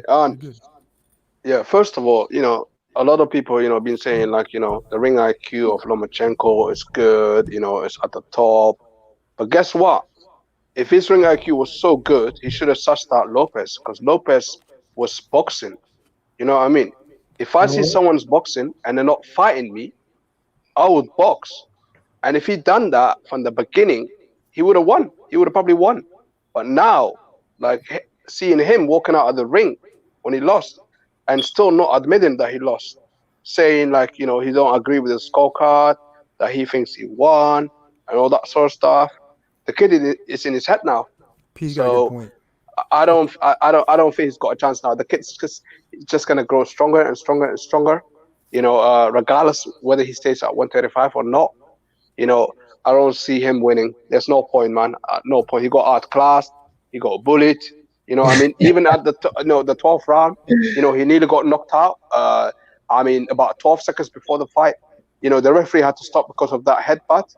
There was a cut, but Loma was hurt at that moment. If the referee would have let it go, you know, we might have seen a knockout, but we're never gonna find out because the referee stopped. So, yeah, my answer is no chance in hell. All right. Okay. That actually, you shocked me. That was actually a pretty good breakdown there, brother. He brought a good I point, don't though. mind that. That was pretty good. That post-fight interview, that's a good point that P brought up, though. Yeah. About I mean, I don't know if it's Klimas just the way he answered it, but he did say, you know, he got to look at it, but he thought he won. That kind of makes me. He made some other points I want to speak on too, but Virtuoso, what do you think? Can Lomachenko win this next? I mean, could he win a potential rematch if they fought again? Okay, before I answer that, I just want to find out. So there was no rematch clause for this fight, right? Nope. Loma said he didn't need no fucking rematch clause. See, that's his arrogance talking, man. He really thought he was gonna do like a one-off, one and done. He should have got them implemented it. He's a fucking yeah.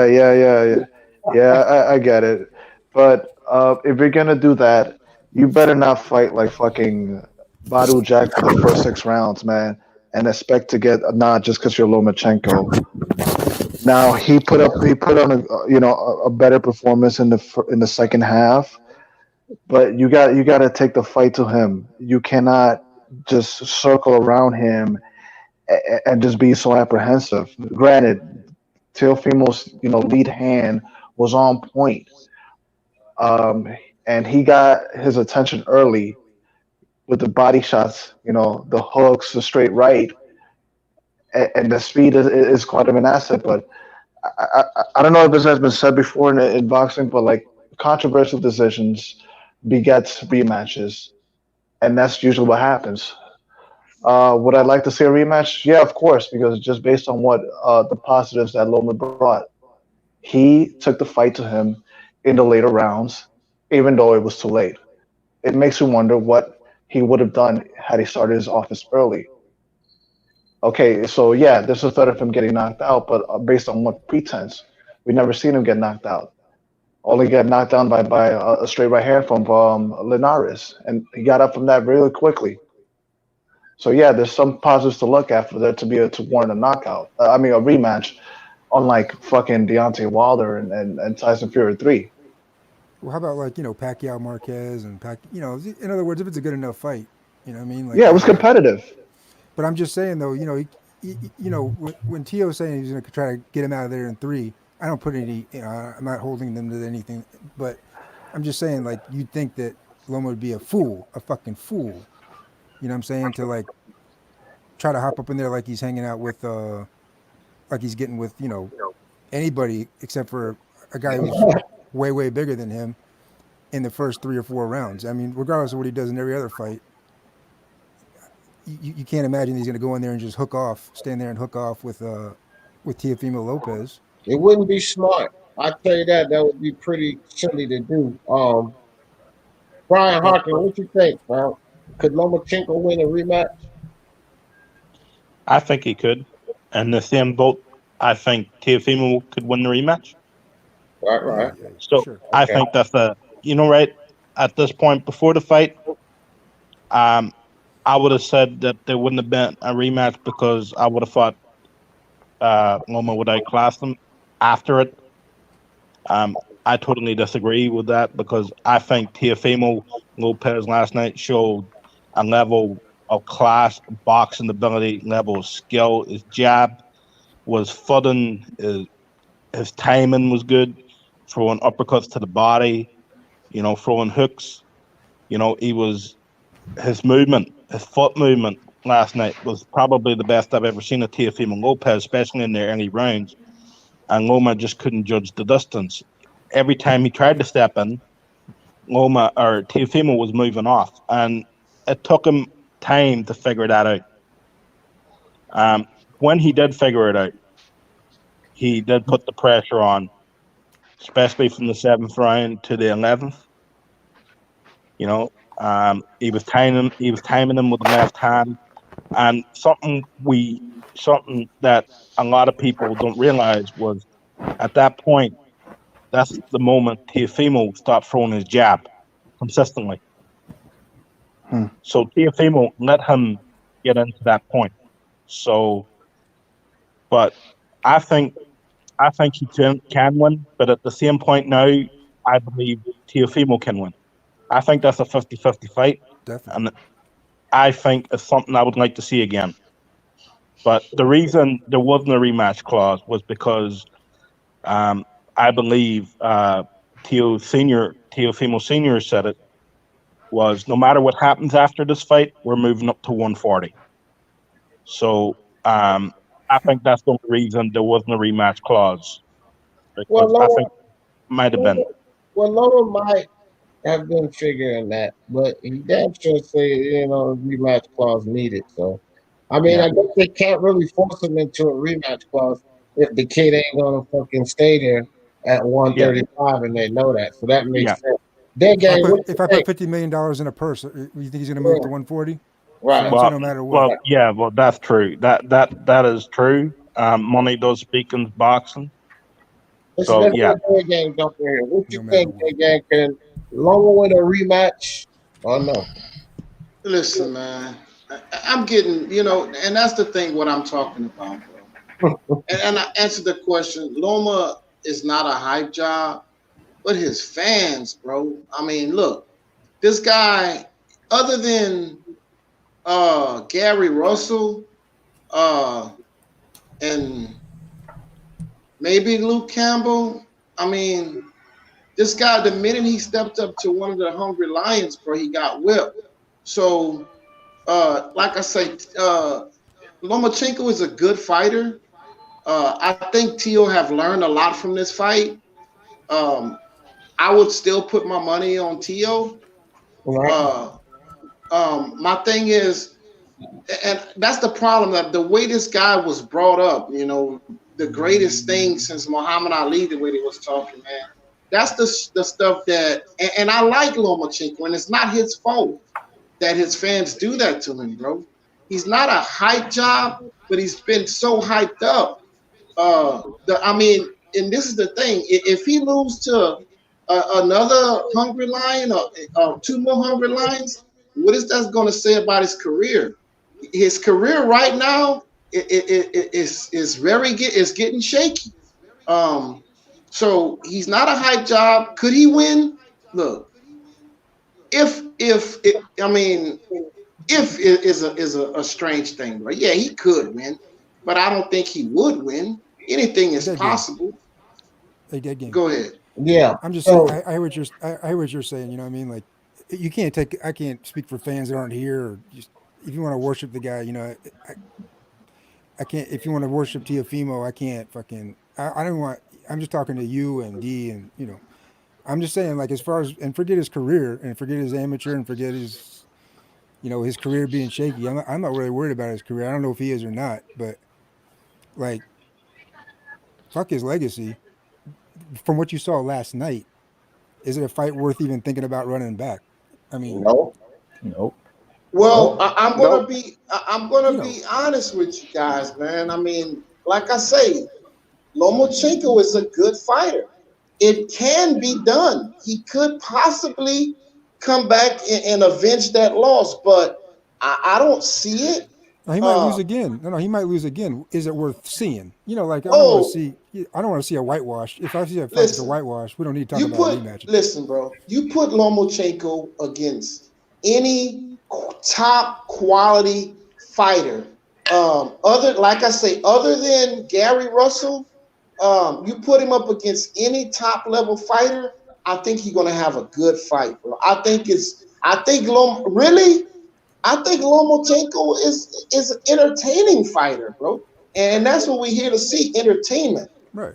Some people don't understand the foot angles and all this and stuff. I mean, he's a good fighter.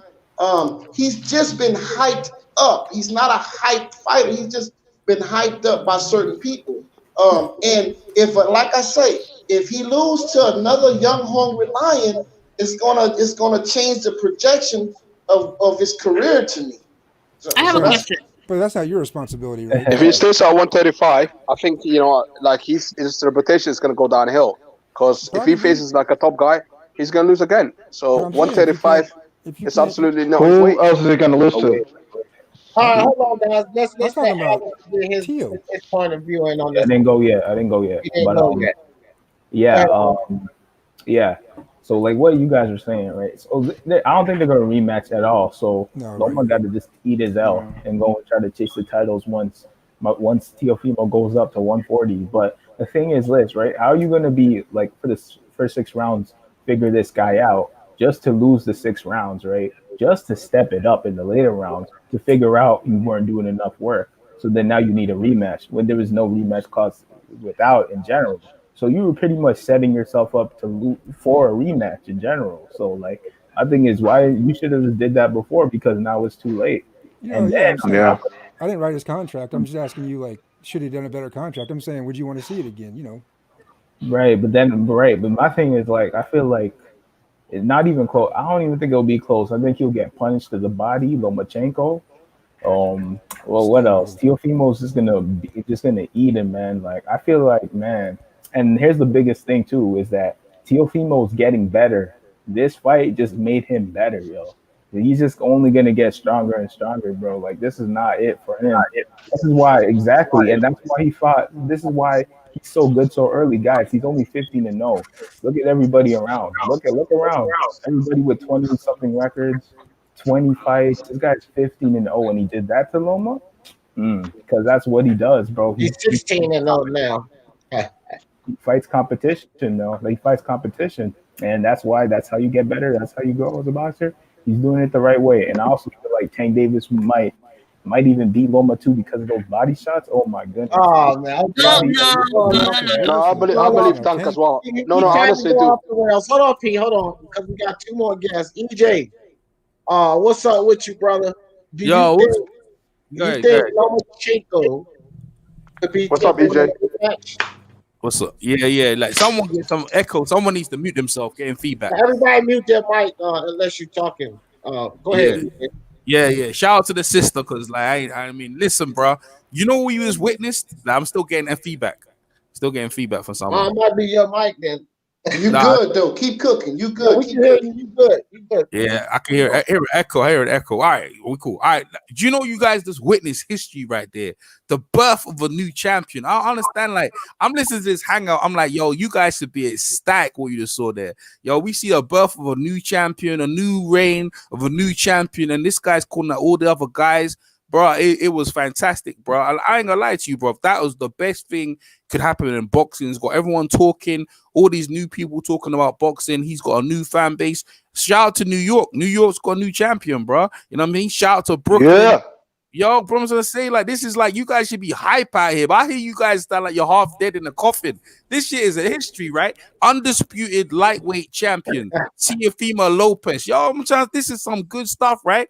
And then and not only that, he ain't sitting on his laurels. He's trying to say he wants the best guys in this. So you got obviously Ryan Garcia's fighting thing, and then you have Tank, and then you have my man Devin Haney. He's saying, yo, bro, I'll fight him off thing. No, I'm just saying. He said he's willing to fight him, bro. But no, he's willing to fight the best guys. Jeff, though. He'll kill you for saying that. Don't. That's cool. I'm gonna talk my. Yeah, that's cool. We can say that's cool. I don't care. I'm gonna talk my ish. But I'm gonna say listen. He's ready to fight the best, and he's ready to fight the best guys out there, lightweight.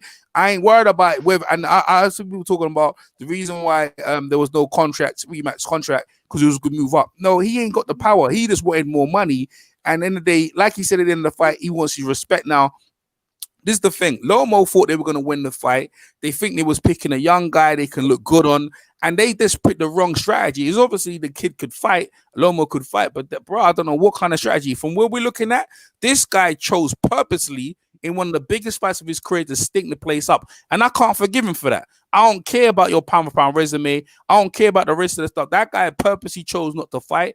And this young kid who's 23 says, yo, I'm going to give the fans what they want. I'm going to come to fight. So you come to fight. I come to fight. They would have had it would have epic, but it was a good enough fight as it was. You know what I mean? And the kid hanged on. I gave him the first 7 rounds. You know what I mean? I don't care what anyone else said. I gave him the first 7 rounds. And Loma started fighting from round 8 onwards. And I gave him from 8, 9, 10, 11, and then I gave Teofimo 1, so I had him by 2 rounds up, so that's 7-5. And I was like, boy, and then when Andre Wood shot me, he said that's a draw, and I thought, all right, really, they're showing. I'm getting some feedback. Somebody needs to mute, right? They're showing they're showing they're showing the playback of Lomachenko every minute, every round. You notice that they were showing the playback of Lopez, Lomachenko every round, and it seemed like if the fix was in, they're gonna give it to him. But you know what's notable thing? Bob Arum wasn't around, right? You know what I mean? I was thinking, how come Bob Arum wasn't around? Because Bob Arum knew that it was the fix was in, and the scorecards are so wide. I didn't even care. I was like happy the right guy won, and I'm happy for boxing. I'm happy for a new young guy ready to fight, and you can start building some great matchups. I don't care what Lomachenko, if you say he's going down, I don't care what you do. Like you've done like freeweight champion. If people talk about him going down and fighting Bichelle, I wouldn't mind see that fight. That's that's a very credible fight. And then he fighting the winner at Tank Davis and Santa Cruz, yeah, he can fight the winner at them, and let's see. But real talk, all eyes land on this Teofimo Lopez kid, and everything's good. If he goes up to 140, good. If he stays at his weight, I want him to stay there and defend his belt like the old timers when they're undisputed. Defend your belt like maybe 5 defenses. So I need to finish because I need to finish. DJ's right, bro. I need to finish. Man. What's that? I said you never even answered the question. Do you think Lomachenko could win in a rematch with Teofimo? No, he ain't gonna win no rematch. The kid, you know what the kid is? The kid is a high class. The kid, look, we give him credit and pound for pound, but this kid doesn't wanna. This kid, right? He didn't come to perform for the fans. You know what I mean? Stunk it up. Yeah, he purposely did that, and I ain't got no respect for that. I tell you what though, man. If Teo learned what he learned from this fight, and Lomachenko, if he doesn't take your assignment to go down and chase after whoever that was down there, Bartlett or whoever, if they're busy and Teofimo, whatever, I mean, Teofimo might ice him the next fight. You know what I'm saying? He might ice him all the way out of the ring. Hopkins, like boots up in the air. Let me catch this super chat, man. Hold on.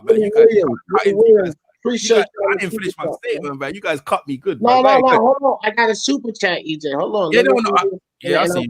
You got the floor. Shout out to my man Willie Williams. Appreciate you on that super chat, fan. He said Loma had an L coming. He bypassed Haney and ran into Lopez. I believe Haney would have got him. Okay. That's why I said. Lopez. Yeah, I mean he might have said something different. Either or, he had an L coming. Well, Devin Haney and Lopez had been confident since way back that they could beat Lomachenko, both of them. And they said that they seen the same thing in Lomachenko. So I wouldn't put it past. Haney's talented as well. But go ahead, EJ. I'll just get this in first and foremost. Yeah, what happened to him? What goes around comes around. What he not necessarily he or the promoter, what they did to Rigo and what they did to Nicholas Waters, they had them a year out, and that's what happened to him. He was a year out, and maybe they were cautious, whatever the reason was, or maybe he asked to the fans. I don't know their strategy. All I know is you didn't come to fight. And at the end of the day, you out of here, and we moving on. And really and truly, the fans are not clamoring for that rematch. It was one-sided. The scorecards had it. We had him winning. And I don't really want to see a rematch. I want to see this kid go on to fight some of the other young guys in the fight and trying to do good things for boxing. Anywhere but Loma, basically. The last year, like I already care for him too much no more because his fights are not exciting. Teofimo is an exciting fight, not more than anything, right? And this is my last comment, right? When we finished the fight, this kid was spent an hour talking to the media and dropping bare good knowledge. He was talking about he ain't getting the respect. He's talking about the way, and he what I mean. He was communicating with the press, and that's what you with Lomo. You don't get that. You get Lomo. What's gonna happen next? He goes, I'll talk to my promoter. I still want to hear that stuff though. Lomo was talking that ish after the fight, and that's something can ingrate people and fans and younger fans to the sport. So that's all I gotta say. Shout out to the sister, shout out to everyone on the panel, shout out for D Jefferson, let me come over, and everyone in the chat. I'm EJ Boxing Live, and thanks, and I'll catch you guys in the next one. Peace. All right, EJ. On that Teofimo train, baby. Yeah, Jose Yepes. You think Lomachenko can win in the rematch, Jose? Yeah, first of all, D, let me shout out to D Jefferson. You had two of the boldest prediction this year. You predicted Fury was a bit wilder when nobody else did, and you were on the Teofimo train, thinking that he was going to beat Lomachenko when no one else did. And D, you know me, I'm the biggest Hispanic supporter, fanboy, you could call me, of all the Hispanic boxers. I didn't even have Teofimo win it, bro. I thought Lomachenko was going to win, and I'll admit it, and I was wrong. And I just come out up here to admit that I was wrong. I'm going to eat my crow. I thought Lomachenko was going to beat Teofimo, but he didn't. My fandom, as you know me, which I was happy as hell when they announced him the new undisputed champion of the world. I don't care what anybody said. He's the new undisputed champion of the world. Everybody over here who's complaining, stop complaining. Y'all just witnessed history yesterday. Y'all witnessed one of the youngest undisputed champ ever in the history of boxing. So stop complaining. Devin Haney, Tank Davis, who cares? They could get it next. It doesn't matter. Everybody's just mad because they wish he was. Everyone is mad because they wish he was Tank or Haney who was there last night. But guess what? It wasn't them. It was Teofimo. Give Teofimo his props. He's the undisputed champion of the world, and he's taking on all comers. You see how he was talking crap yesterday? He said, "Bring on the email champ. Bring on the Tank Davis, who's taking on a 122 fighter in Leo Santa Cruz." So everybody just enjoy this fight. Enjoy the new undisputed champion. Y'all don't see that every day. It doesn't happen often, and there's a reason why. And he took chances. As far as Loma winning the rematch, maybe he could, maybe he can. Who knows? But it doesn't matter. Right now, it's Theo's time. It's his day, and let's celebrate him. That's how I feel. Let's celebrate Teofimo for taking a shot, fighting for not ducking, taking the smoke, taking less money, fighting without fans. And this should be celebrated because this is what boxing is about: taking risks and getting it. Good stuff. Good stuff, brother. Good stuff. Jose. Hey, look, Remy, 22, my man. Appreciate you on the super chat. He said it's possible Lomachenko wins the rematch if he starts throwing from round one instead of catching the virus, downloading information. I know, man. He should have marched right in there, man. He should have got right in there. Man. But so definitely a glitch in the matrix. I say, everybody got their turn right. Yeah. I say this. Hell yeah, he can win the rematch. And I was just telling somebody this earlier. See, after the fight last night, I said that Lomachenko, if he would have, I honestly think if he would have turned it on 2 rounds earlier, the fight would be flip-flop. Because I had a 5 Teofimo. I think if he would have turned it on 2 rounds earlier, like start letting loose in round 5 instead of round 7, I think the fight would have been flip-flop. 7-5 Lomachenko. Because not according to the judges. Wait, but you know what, D? 2 things. Number one, that's a good point. I hate to say that. Hold on. I'm talking about by my cards. Yeah, your cards wasn't even my card. I only had my boy winning by 7-5, but I had him winning, right? So fuck the judges' cards. I'm saying by my cards, I think that Loma, if he would have started in round 5, I think that by my cards, the score would have been flipped. He would have been up 7 rounds, and Teo would have been down 5. Because I started to get nervous, and I was telling Mark and everybody who was in the live with me, I was like, man, no. Even after 5th round, I wasn't comfortable. I said, Loma is downloading this kid. He is getting ready to hurt loose. You know, in all fairness, though, to your card, though, you had the Puerto Rican flag wrap around you, and you were going crazy. That 12th round, I heard what you were saying now. I called it like right down the line. I'm joking. I know you. Me and Mark did. But D, just keep in mind, bro, there might have been a reason, in other words, you got to give it to Timo for not letting him turn it on earlier than he did. You know what I'm trying to say? It wasn't like his decision. I already know. I'm giving him that credit. I'm trying to keep it real. For what I seen, if Lomachenko, see, this is the thing with Lomachenko. It may have taken him, let's think about this, guys. It may have taken him 6 rounds to download information, but guess what he just got in? Oh, you think he's going to forget about that going into the next fight? So he don't need 6 rounds now going into the next fight, right? We got to keep that in mind. He don't need 6 rounds now. and he was looking pretty good. And those rounds he was winning, he was looking pretty good. He had Teofimo flustered. He had him hurt in the 11th. So I think it's very interesting in a rematch. Too bad, too sad. The motherfucker won't get it because they ain't gonna get him no damn rematch. But I do think that he has a chance to beat Teofimo. I think he very well could beat Teofimo. I'm not saying that he would. I would still pick Teofimo again because there are other elements for Teofimo that I believe, what makes him so special. See, think about this. The best fight he had was Nakatani, and he went in there and destroyed Kome, which people had Kome beating him. But from the Nakatani fight, it made him better. That's why he absolutely destroyed Kome, because he gained more knowledge. Now he just beat Lomachenko, right? So it's not like he's just going to be dumb and stay the same fighter. He's 23 years old, and he's easily, we can see he's improving, and he's improving. So what he just took from that tough fight with Lomachenko is much more than he would take from a Nakatani, right? Because you got to do more and think more to beat a guy like Lomachenko. So I'm not just going to say Lomachenko would beat him. I do think that he could beat him. I would still pick Teofimo to knock Lomachenko the fuck out. Oh, here we go again. We if it was a rematch. Gambling junkie. The rematch will get knocked out. Ass. The rematch is going to get knocked out because Lomachenko is going to try to throw more. He's going to try to come forward. He's going to try to fight more because he's regretting now that he didn't fight in the beginning. So basically, he's going to try to fight, and that's going to play in Lopez's hands, and he's going to get knocked out early, just like Kome got knocked out. I agree, brother. Loma can never be. I would go the same bet. Teofimo Lopez knocks Lomachenko the fuck out 7th round if they had a rematch. But we ain't having no damn rematch.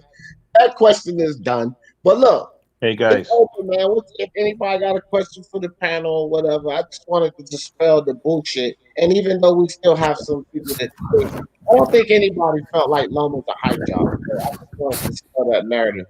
And this talk with Devin Haney. Hopefully, that game understands now. Okay, so I have a question. Right. I got to drop off, man. My phone's getting hot, man. It's just losing juice. Right. I appreciate you. Also appreciate. I want to thank everybody on the panel. It was nice talking to y'all guys, man. Appreciate it. Peace out, brother. Peace, man. All right, I need peace. to pop off to D. I'm pretty knackered and day drift. Yeah, you need to get some fucking sleep anyway, Brian. Yeah, I've got a couple hours today, but that was about it. You need some more hours. That's all you need. Take care, Brian. Take care. Have a good one. All right, Kat. What was you saying, sis? Okay, so if Loma, let's say he drops let's say he drops the belts and moves up, and Loma stays at 135, and he goes for undisputed. Will it mean the same? So you saying if Teo dropped the belts and go to 140, right, and Loma comes back and unify all these belts, I think it means the same, bro. I mean, unifying is unifying. That's a big task. Yeah. Even if he drops down to 130 and cleans out that division, he still is a full undisputed champion, like undisputed champion. I think it's done.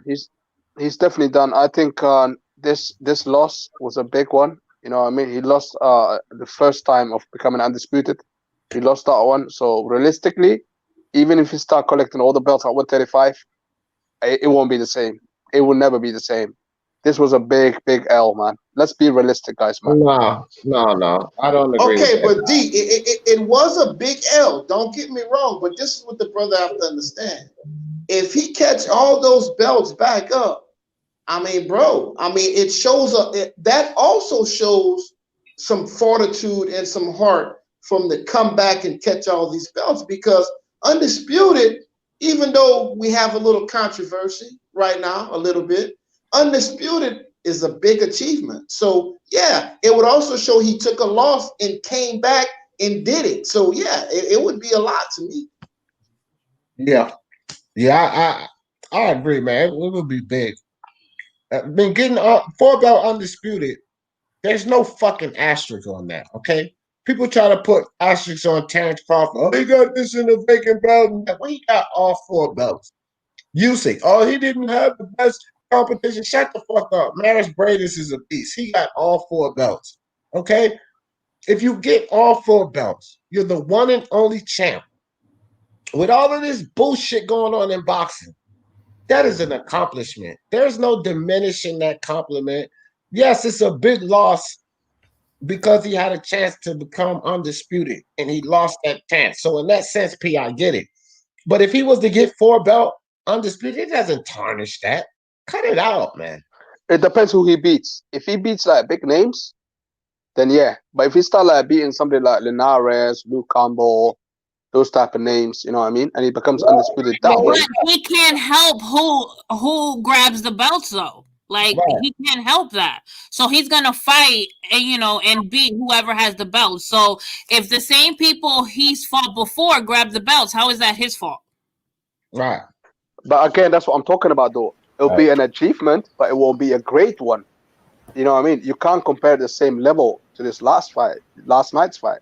So that's what I'm saying. That's why he needs to beat big names to get those belts again. That's all I'm saying.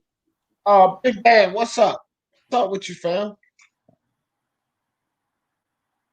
Big Dan, you back there? Oh, turn off. That's a troll. You're getting copyright, man. Yeah. That's that guy in it. I think what's his name? That's like a tall guy. He puts music on. I let it slide through, so whatever. But anyway, man. Like saying that Loma, so basically saying that Loma's belts won't mean the same. I mean, Loma already established himself so much already. Like that was a big win for Teofimo, but like Loma's like second. He's the second best in he's probably still the second best lightweight in the world. So like I said, bro, that's the thing with the problem with boxing. It's like one loss. Now everybody hates the man. Everybody's calling him a hype job. Like I don't like that shit. And people like what D said, like even if Teofimo lost, it would have been a win-win because why? He was a prospect, right? Something like that, D, you said. So yeah. So there you go. A loss shouldn't mean that much, and it's all good for Teofimo because he's taking that challenge, in general. And I feel like a lot of guys now they regret that now, not doing what Teofimo did, like Tank and all those guys, like letting Floyd Mayweather, saying babysit him and all that, daddy him. That's the problem right there. He's daddying Tank. Who's the other guys other than Tank? Who? What? Devin Haney. Who's the other guys? You said a lot of guys. So you mentioned Tank. Hold on. Let Alistair rock. Go ahead. So before I answer that, like I was saying, Floyd Mayweather, he's just like I said, he's having Tank. Dude, he's not like Tank. Got to be his own man. I feel like he's letting Floyd run the show and he's being a little baby right now. Tank Davis. I hate to say that because I've been pulling for Tank, but it's like if you really want to take over boxing like that, it seems like he's too comfortable. These guys are getting comfortable. They really got to start eating, and hopefully this motivates everybody. Now to answer your question, we got a lot of people were getting things like Devin Deontay Wilder, Charlos. I'm gonna jump in and help him out, Pete. Don't act like this. No. I'm asking him. I didn't ask you a question. You don't need to help him. He's a grown man. Then it's baby. No, I'm talking about 135. We're not talking about other divisions. You said Loma. You said Teo took advantage of their position. So and then you mentioned Tank's name, but who else? Like, give me more names because you said other guys. Other guys what? You said other guys. You said you mentioned Tank. So is there more other guys that didn't take the challenge? Because you said that obviously Teo took the challenge. And Tank, he didn't want to take it. Yeah. So I'm asking you if there's another name. Floyd had this guy dancing around the Loma fight, fighting other guys, fighting other people, and that's what got him. That's why Tank almost fell off. Tank is almost fell off right now. I know, but is there another name? Wait, what? Because according to Mayweather, he's been quoted as saying for the last 3 years that Tank isn't ready, right? And then right before the fight, I think Tank tweeted, I got my eyes on the winner," but right after Lopez won, my man is silent. Right. Not with that, Pete. Okay, listen. At the end of the day, listen. I wanted Haney to face Loma, but he petitioned for the the whatever, the whatever belt. Let's just call it stupid franchise one, yeah. But listen, so Haney could have got this chance, but guess what? He thought, he could have beaten Teo because Teo was the puncher, because obviously he knows that, Haney is a proper boxer. He didn't expect Teo to do that. Do you know what I mean? No. Let me be realistic, because the show is about to finish, you said, didn't it? So basically, like, this chance should have been Haney's.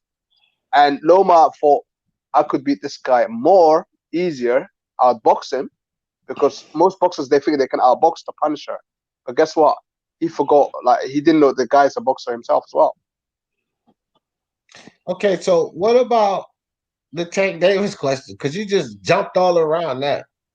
Tank ain't hollering about no Teofimo no more. Why not? Listen, I don't care what Tank does in it, because at the end of the day, I know Tank, I think Tank beats Loma, but I think Mayweather needs to just push that fight. I don't know. It's to do with all promotion, but like I said, the guy Haney wanted all the fire. He wanted all the smoke. Why did he not get it? Well, Tank Yo, Davis. P-Box. Look, I got a question, brother. Hold on, Big Game, because I ain't letting P off the hook about this Tank Davis shit. Tank Davis, and this is what I want to know about Tank Davis. He's supposed to be the shit. He's supposed to be the man. Why isn't he calling for Teofimo? He got all 4 belts. If Tank can beat Teofimo, he's undisputed. Why ain't he calling for that, Pete? Teo's going up to 140. His dad said, regardless, win or lose, we're going up to 140.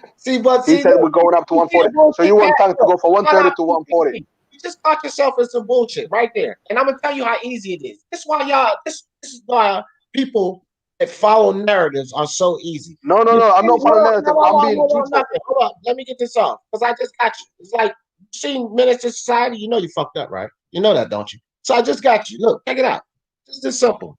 You sitting here crying about Teofimo fighting fucking Devin Haney at 135, but you make the excuse about Tank not saying nothing because he's moving up.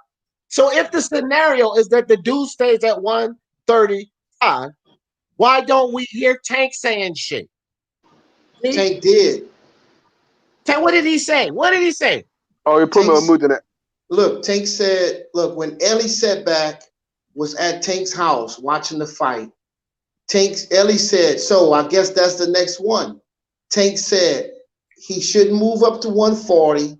We're going to meet up. So Tank did say he would fight. Okay, look, all right, you asked a question. What did Tank say? I'm just saying, well, Tank said he shouldn't move to 140. We're going to move up. And I guess Tank said he was going, look, Tank said out of his mouth. Is that a call out? Look. Is that a call out? Look, you didn't ask for a call out. You asked if Tank. This is what I'm asking you now. Is that a call out? So look, let me explain to you something. There you go. But why? It's a yes or no answer. Is that a call out? Do you? It depends on how you look at it, bro. Man. If Ellie asks, what you think about the fight, and Tank say, yeah, I want that fight at 135. He shouldn't move up. I'm a fighter. So you tell me what it is. Wait. That game. Let me speak in it. That game. Listen. Let me speak. Listen. He's soft as fucking cotton. Okay. Okay, D, you're fucked up. D, hold on for a second. He don't want the Teofimo smoke. See, y'all motherfuckers be trying to bounce around that Tank shit. I know all of these Tank fans about trying to bounce around that shit. He has done nothing, and I've said this. That's not what you asked, D. That's not what you asked. I'm giving you my answer, so hold on. Because I've said this so many times, and you nor P can argue this. Not his whole fucking career has he gotten in the ring with somebody who the fans or even you guys think can beat him. D, let me answer this. That game. No. But why are you bringing up Tank, bro? Why are you bringing up Tank? Why don't you bring up Devin Haney, who is the real WBC champion? Why don't you bring up Devin Haney, bro? Because I never hear shit about you bringing up Devin Haney. Man, get the fuck out. Okay, all right. D, can I talk now? You fucked up because you told me I fucked up, innit? You fucked up. You know why? Because you saying now, you saying now, yeah.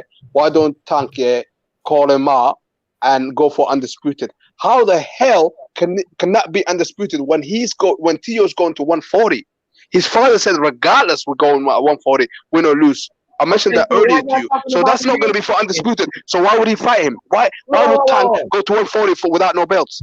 For no belts, what's that going to do for him in his career? Fight him at 140, P. Tank's going to fight the Teofimo at 140 without no belts. Hell no. No, I'm saying if Tank fights Teofimo, where would he be fighting him at?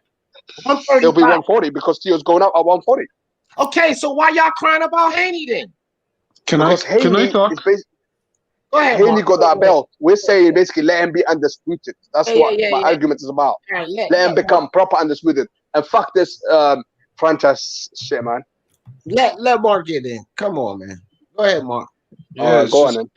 But y'all agree that like plans can change, like in life in general, or something happens, things can change your mind, right? Mm-hmm. Right. Like for example, you can go to the store, you can take a look at an item, you see it there, yeah.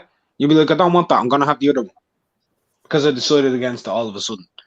Do y'all remember what happened last night at the end of that fight? Teofimo said he wants to either go to 140 and fight against Josh Taylor and Ramirez winner, or stay at 135 and fight Devin Haney.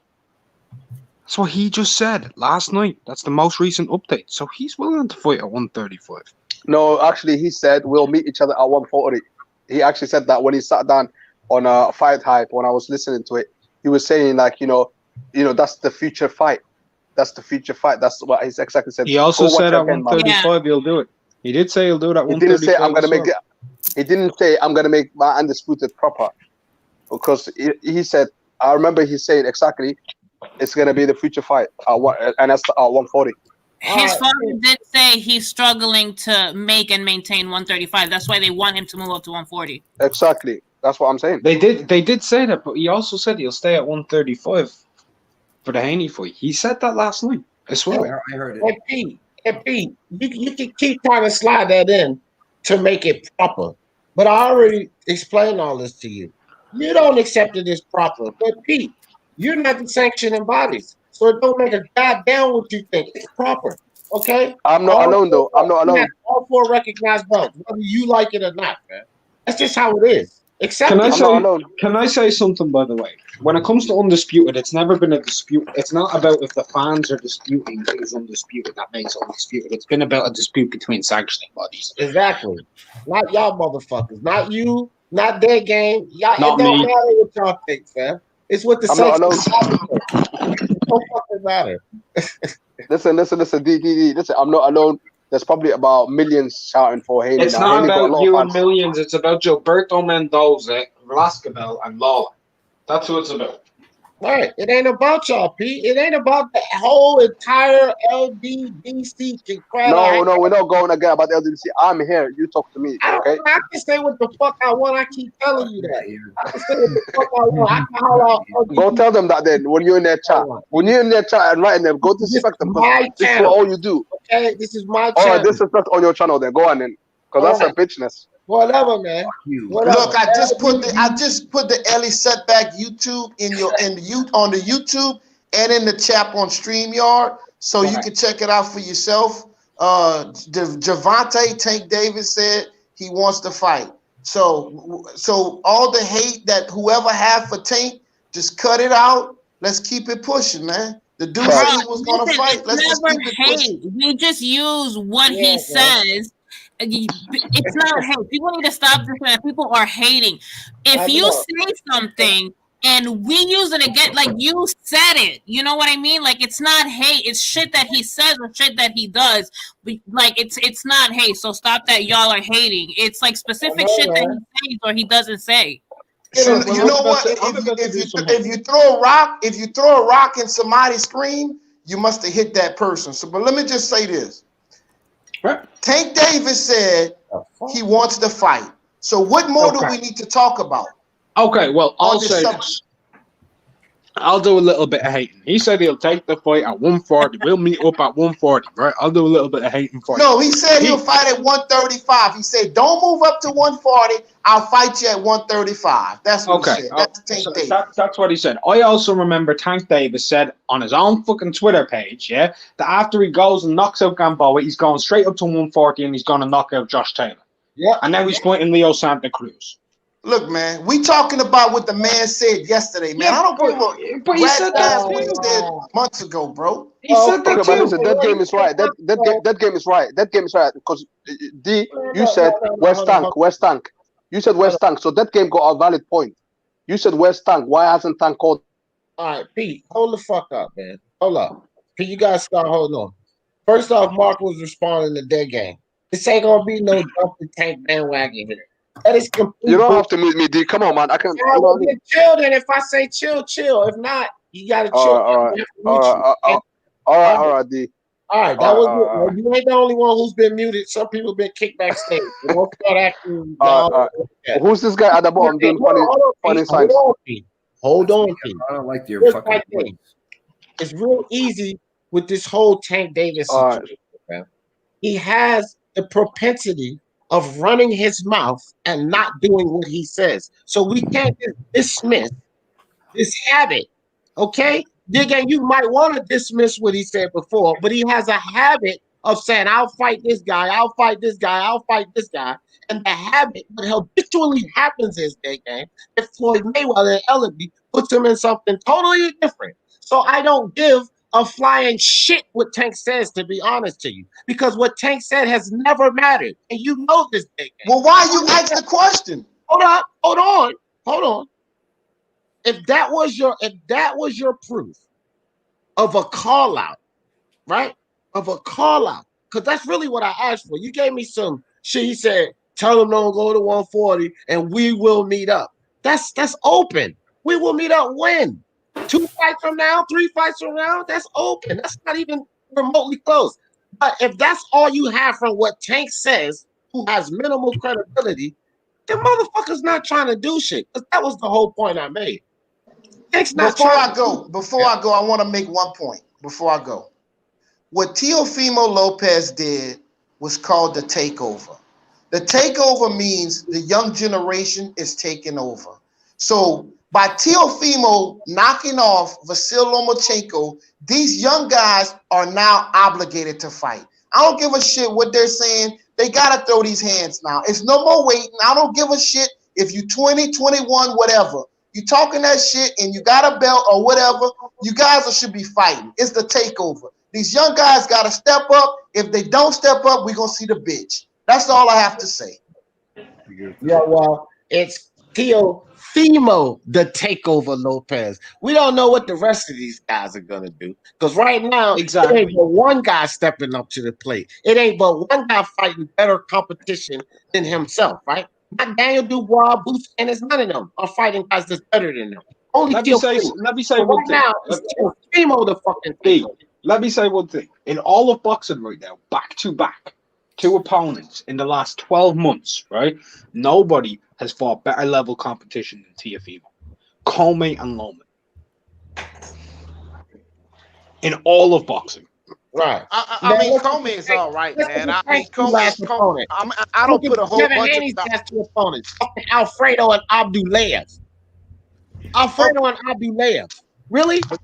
That's why it's the takeover. That's why for Ryan Garcia. It's Teofimo the takeover. Come on, Teofimo the takeover. Don't try to apply the takeover to all the young guys. No, that's what Theo said. That's what Theo said out of his mouth. Yeah, they ain't involved in the camp until they get their shit right. How about that? Tell them to get their shit right. Then they can step up in the plate. Let me read this super chat right quick by my man Willie Williams. Appreciate you, Willie Williams, for the super chat. He said Lopez said he is building up his house so he can have a gym in the house. A gym. Y'all know what he's going to be doing in that gym? Working the fuck out and maintain his weight to make 135. How about that? I hope he beat the living hell out of Tank little ass and then go beat Devin Haney and move up and keep doing this thing, bro. I remember him saying he's going to build a gym in his house, but I don't remember him saying he's going to stay at 135, though. That's all right. My man, he said he was or Tank or the Haney. He's been saying that. He said he'll stay at 135 for Tank or Haney. And then also, too, he said the takeover yesterday with the young fans. He did say that.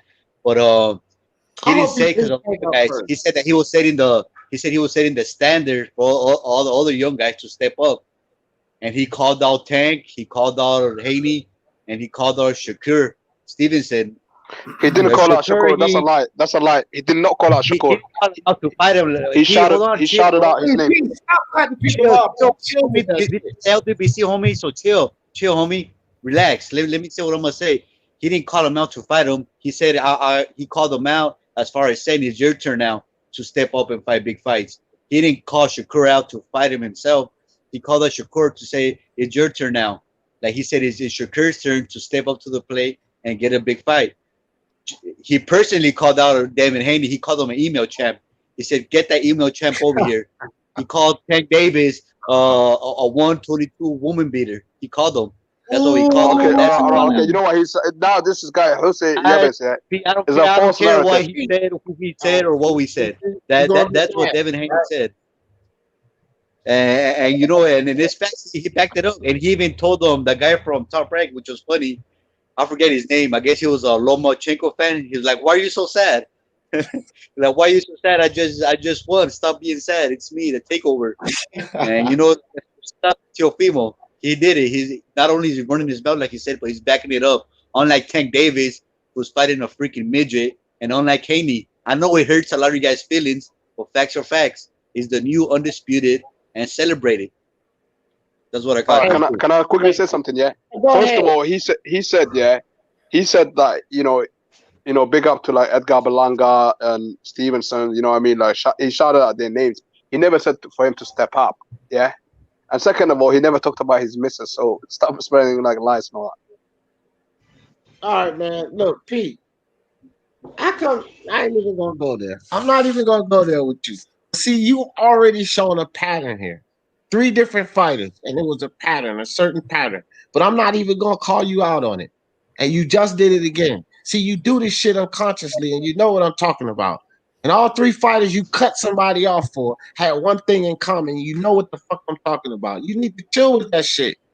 Nobody, they're doing it as well, bro. They're doing it.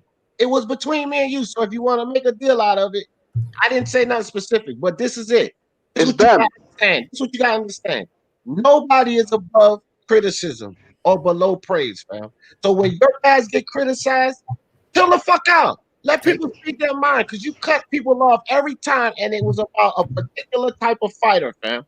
You did it 3 times, and I just tracked you with that shit. So can I say something quickly? There's a pattern as well when it comes to other people, but I'm not gonna say nothing. The thing that you're trying to indicate, yeah, there's a pattern as well, but you don't get it, do you? Like it's a pattern, bro, man. And I keep hearing it all the time. Yeah, that is a pattern. Because if you keep doing this shit, then I'm gonna keep pointing it out to you. Because you should cut it out. Boxing first. If you put boxing first, that pattern doesn't exist. That's how easy it is for me. That pattern don't fucking exist when you put boxing first, fam. Put the fucking shit first. Boxing first all day. It's on both sides. It's on both sides. I had Lomachenko winning. I had Loma winning. I'm right here eating my crow. I thought Loma was gonna win, but he didn't. So I'm giving Teofimo his credit. What's so hard about that? It's simple, fam. I'm not just talking about you. We're talking about in general. Yeah, but no, Pete, but saying, like, stop hating, bro. Teofimo won. He's a great champion, and that's it. I didn't think he was gonna win. I'll admit it. 15 seconds. Like I watched that. I'm an MMA fan, as you guys know, but I grew up watching boxing. That was my first love. Watching that fight, I thought they were gonna raise Loma's hand, but when they raised Teofimo's hand, I was like, shit. You know what I mean? He got it. It wasn't like that controversial, in my opinion, whatsoever. Right. All right. And then that 12th round, this is the thing, like a lot of people that think it's really controversial, just pay attention to the 12th round. The 12th round speaks volumes about this fight, guys, because that's the championship round. And UFC is like the 5th round. That's the championship round. It speaks volumes. It speaks volumes when you can win a round. Like Teofimo won that 12th round, fam. It's the biggest round of anything, whether it's the 5th of the UFC, right. 12th or 10th. You know what I mean? Depending on what it's that's it. That's but a statement on the judges. That puts a that's the pattern that I'm talking about. That's the pattern that I'm talking about. But you don't get it. You know, people can't help it, but they feel that sort of way sometimes, and that's the pattern that I'm talking about. You talk about me, but this is what goes around. Most boxers are like that. Did you notice too? what happened to I don't know if you heard the corner. Theo's dad told him, "Hey, just box. Go out there, take it easy. You're winning the fight." And Teofimo, he did the opposite. He didn't take the round off. He freaking went in there and he started banging Lomachenko. And he even said that on the post fight. He said, "You know what? I didn't listen to my father. He told me to take it easy, that I was winning. I didn't want to leave it to the judges. I wanted to knock him out." And props to Teofimo for taking the fight in his hands. He didn't listen to his father like a lot of people were criticizing him.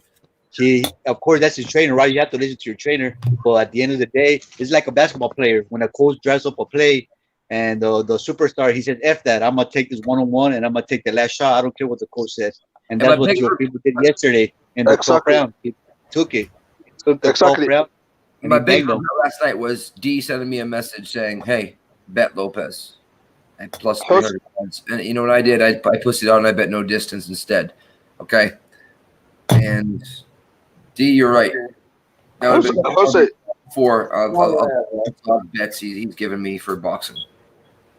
Jose, that was a good point that you made, because Tio, he didn't listen to his dad, but guess what? Lomachenko was listening to his dad. I think that's the mistake that he made. Yep. Yeah, well, you got one there, Pete. I think he should have turned it on a little early because, Totally, Lomachenko going to listen to that. He's a machine. Y'all remember Rocky for Ivan Dragoff? Remember how Dragoff was a machine. Whatever they told Dragoff to do, he went in there and he destroyed. He just did what they told him. Remember the guy jumped up, he said, "No!" And then Dragoff just went off. He's a machine. So that's Lomachenko. He's a machine.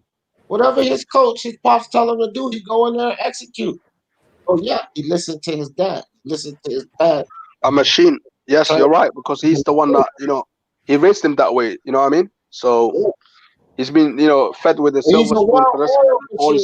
So don't start that hate. He's a well-oiled machine. Yes, that's what I'm saying. That's what I'm saying. He's been fed with a silver spoon all his life. The kid was spoiled. You know what I mean? Okay, all right, Pete. All right. But that's facts, though, isn't it? That's facts. It's facts. What's up, Punch Drunk? What's good? Good evening, ladies and gentlemen. The new undisputed, the captain of the generation, the commander-in-chief of the generation, baby, Teofimo Lopez. Me and D, we are celebrating. We're still celebrating, baby. I haven't slept, baby. Yes again, baby. That's what I'm talking about, baby. The new undisputed. All hail, King Teofimo. Kiss thy feet. Oh, better than Teofimo Lopez is ESPN undisputed. All right, nothing else. You cut a good promo, homie. Facts, P. Facts, P. What up, Punch, man? We tried to tell him, Punch. All the naysayers that Teofimo can't do this. He's gonna come in there with the Philly tail and throw the right hand. He's gonna wait on Lomachenko all night. He drags his feet. All of this stuff we was hearing, Punch. Oh man. The flat-footedness, the dragging of the feet, the experience, Lord. The ring IQ, you forgot. The ring IQ, the corner, his father's unstable. Oh my God. Over 400 amateur career. Oh man, the amateur career. Pete got a lot of ammunition for us. The top dancing as well. The top. And you know what? What made it more sweet? What made it sweet is that he actually outboxed him because he did something that nobody thought he could do. Wow. That's how greatness is built. When he exceeds the expectation, when he does something, when a fighter does something that we all don't know he could do, and does it. He went hard, though. Hey, I don't know. I hate to do this, but we hit that 3-hour mark, so you've been on a while, man. I did this the second live because I had to talk shit about my boy Teofimo. I had people mad at me on my first live, Nick, because I said nobody getting on this panel unless you pick Teofimo to win. Well deserved, though. But Punch, hold on, Punch. P Boxing. You the man of the hour, man. Give me some closing thoughts because I'm going to shut it down. Go ahead, P. Crank it up. All right. First of all, thanks for having me on the panel and not kicking me out because obviously I speak my mind. You know what I mean? This is speak your mind sports talk. You know what I mean? So at the end of the day, you know, the right guy won. You know, the Lomachenko fans, you know what? Just hide away for a bit. You know, if you can't take the L. You know what I mean? Listen, at the end of the day, I want, you know, Teo to see the top guys before he moves out. He said it's the takeover. So let's see that. Let's see the takeover, man.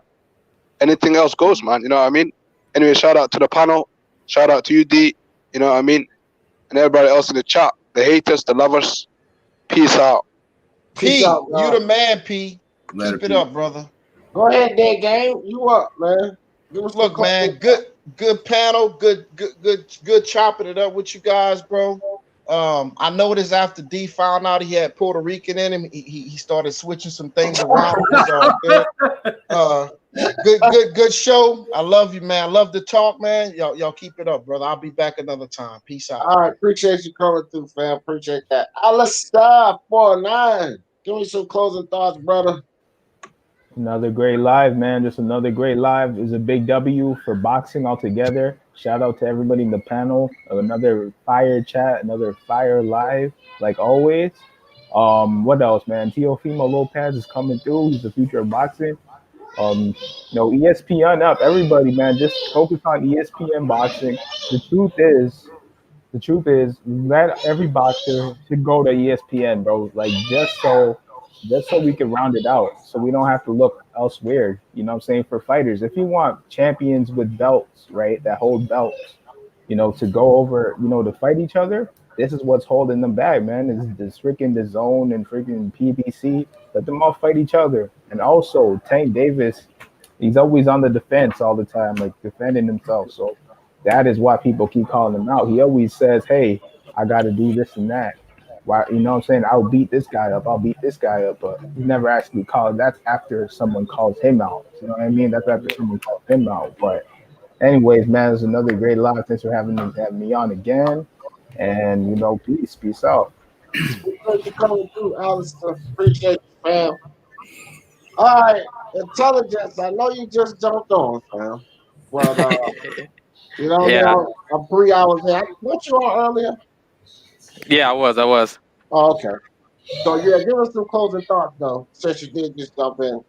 This one was really about the hate on Loma, you know, Loma being an eye job. Yeah. You know what I mean? Great live, as always. Just subscribed not too long ago. Trying to figure out how to work the super chat thing so I can start helping out. And man, you know, I'm happy for Teo, like I said earlier. And his whole future is ahead of him.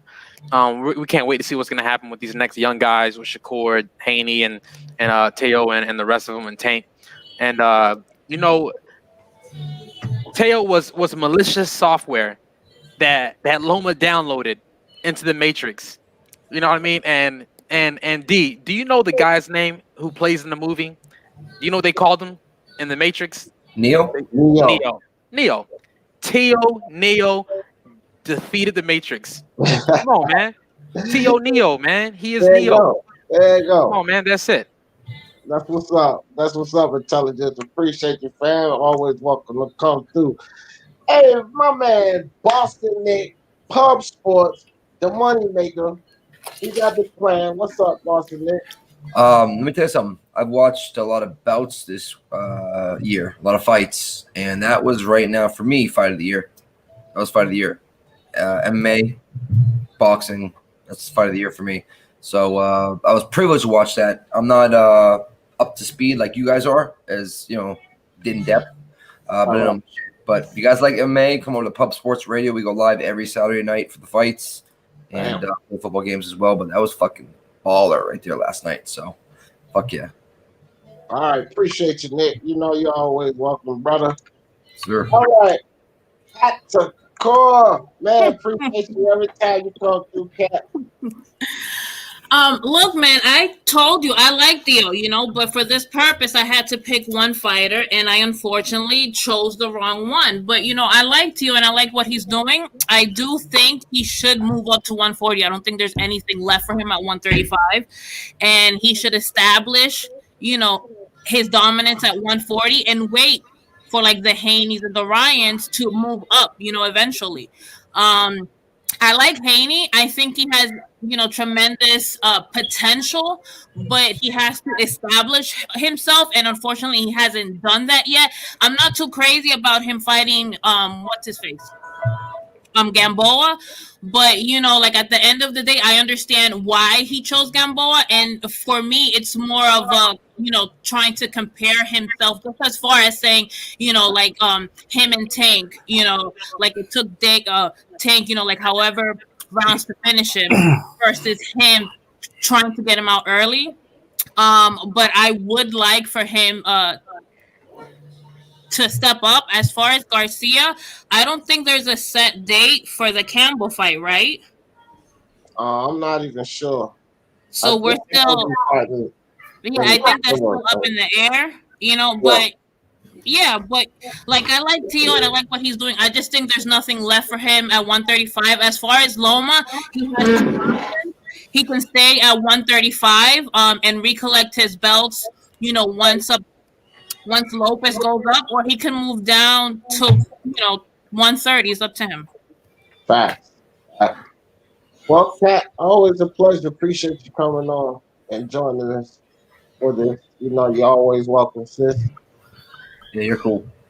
All right. So, my bad. Punch drunk, boxing, Mr. Moonshine.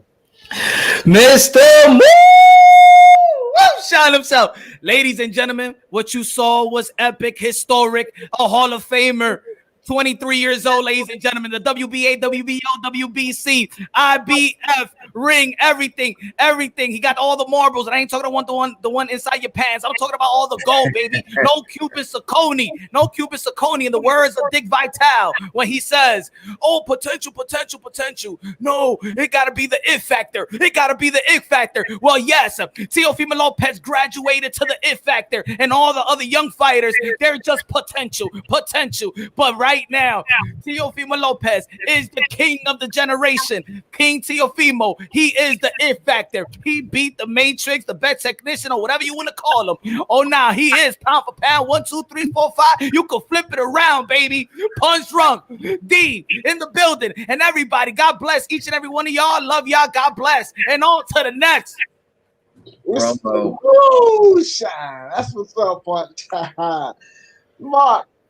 Unrivaled boxing talking news. Give me some closing thoughts real quick, Mark, before you do Tim Dub. D, appreciate you, man. My son, I appreciate that, Tim Dub. No doubt. All right, go ahead, Mark. Give me some closing thoughts, brother.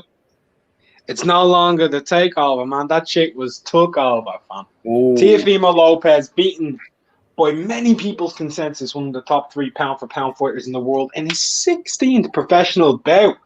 Come on, man. All these other kids need to step up and actually fight somebody. He's doing it. He's on back-to-back wins over Richard Comey and Lomachenko. He's probably going to be the Ring Magazine Fighter of the Year, by the way, so y'all can suck on that one, too. Not only did he do that, he did it in front of what we're hearing, over 4 million people in America alone, and worldwide over 10 million. All of the tweets today trending worldwide, Teofimo Lopez's name involved in it. A star is born, a star is grown, and y'all need to get the fuck out of here with Devin Haney when only 20,000 people said his name in the last 2 weeks. That's what I'm talking about. Mark, Punch Drunk, blowing it up. Hell, I don't even know if I could come behind that one. That was some good stuff, guys. I think I'm going to just leave on out with that one. And y'all know how I always in this thing. For the love of sports, let's talk about it. Peace.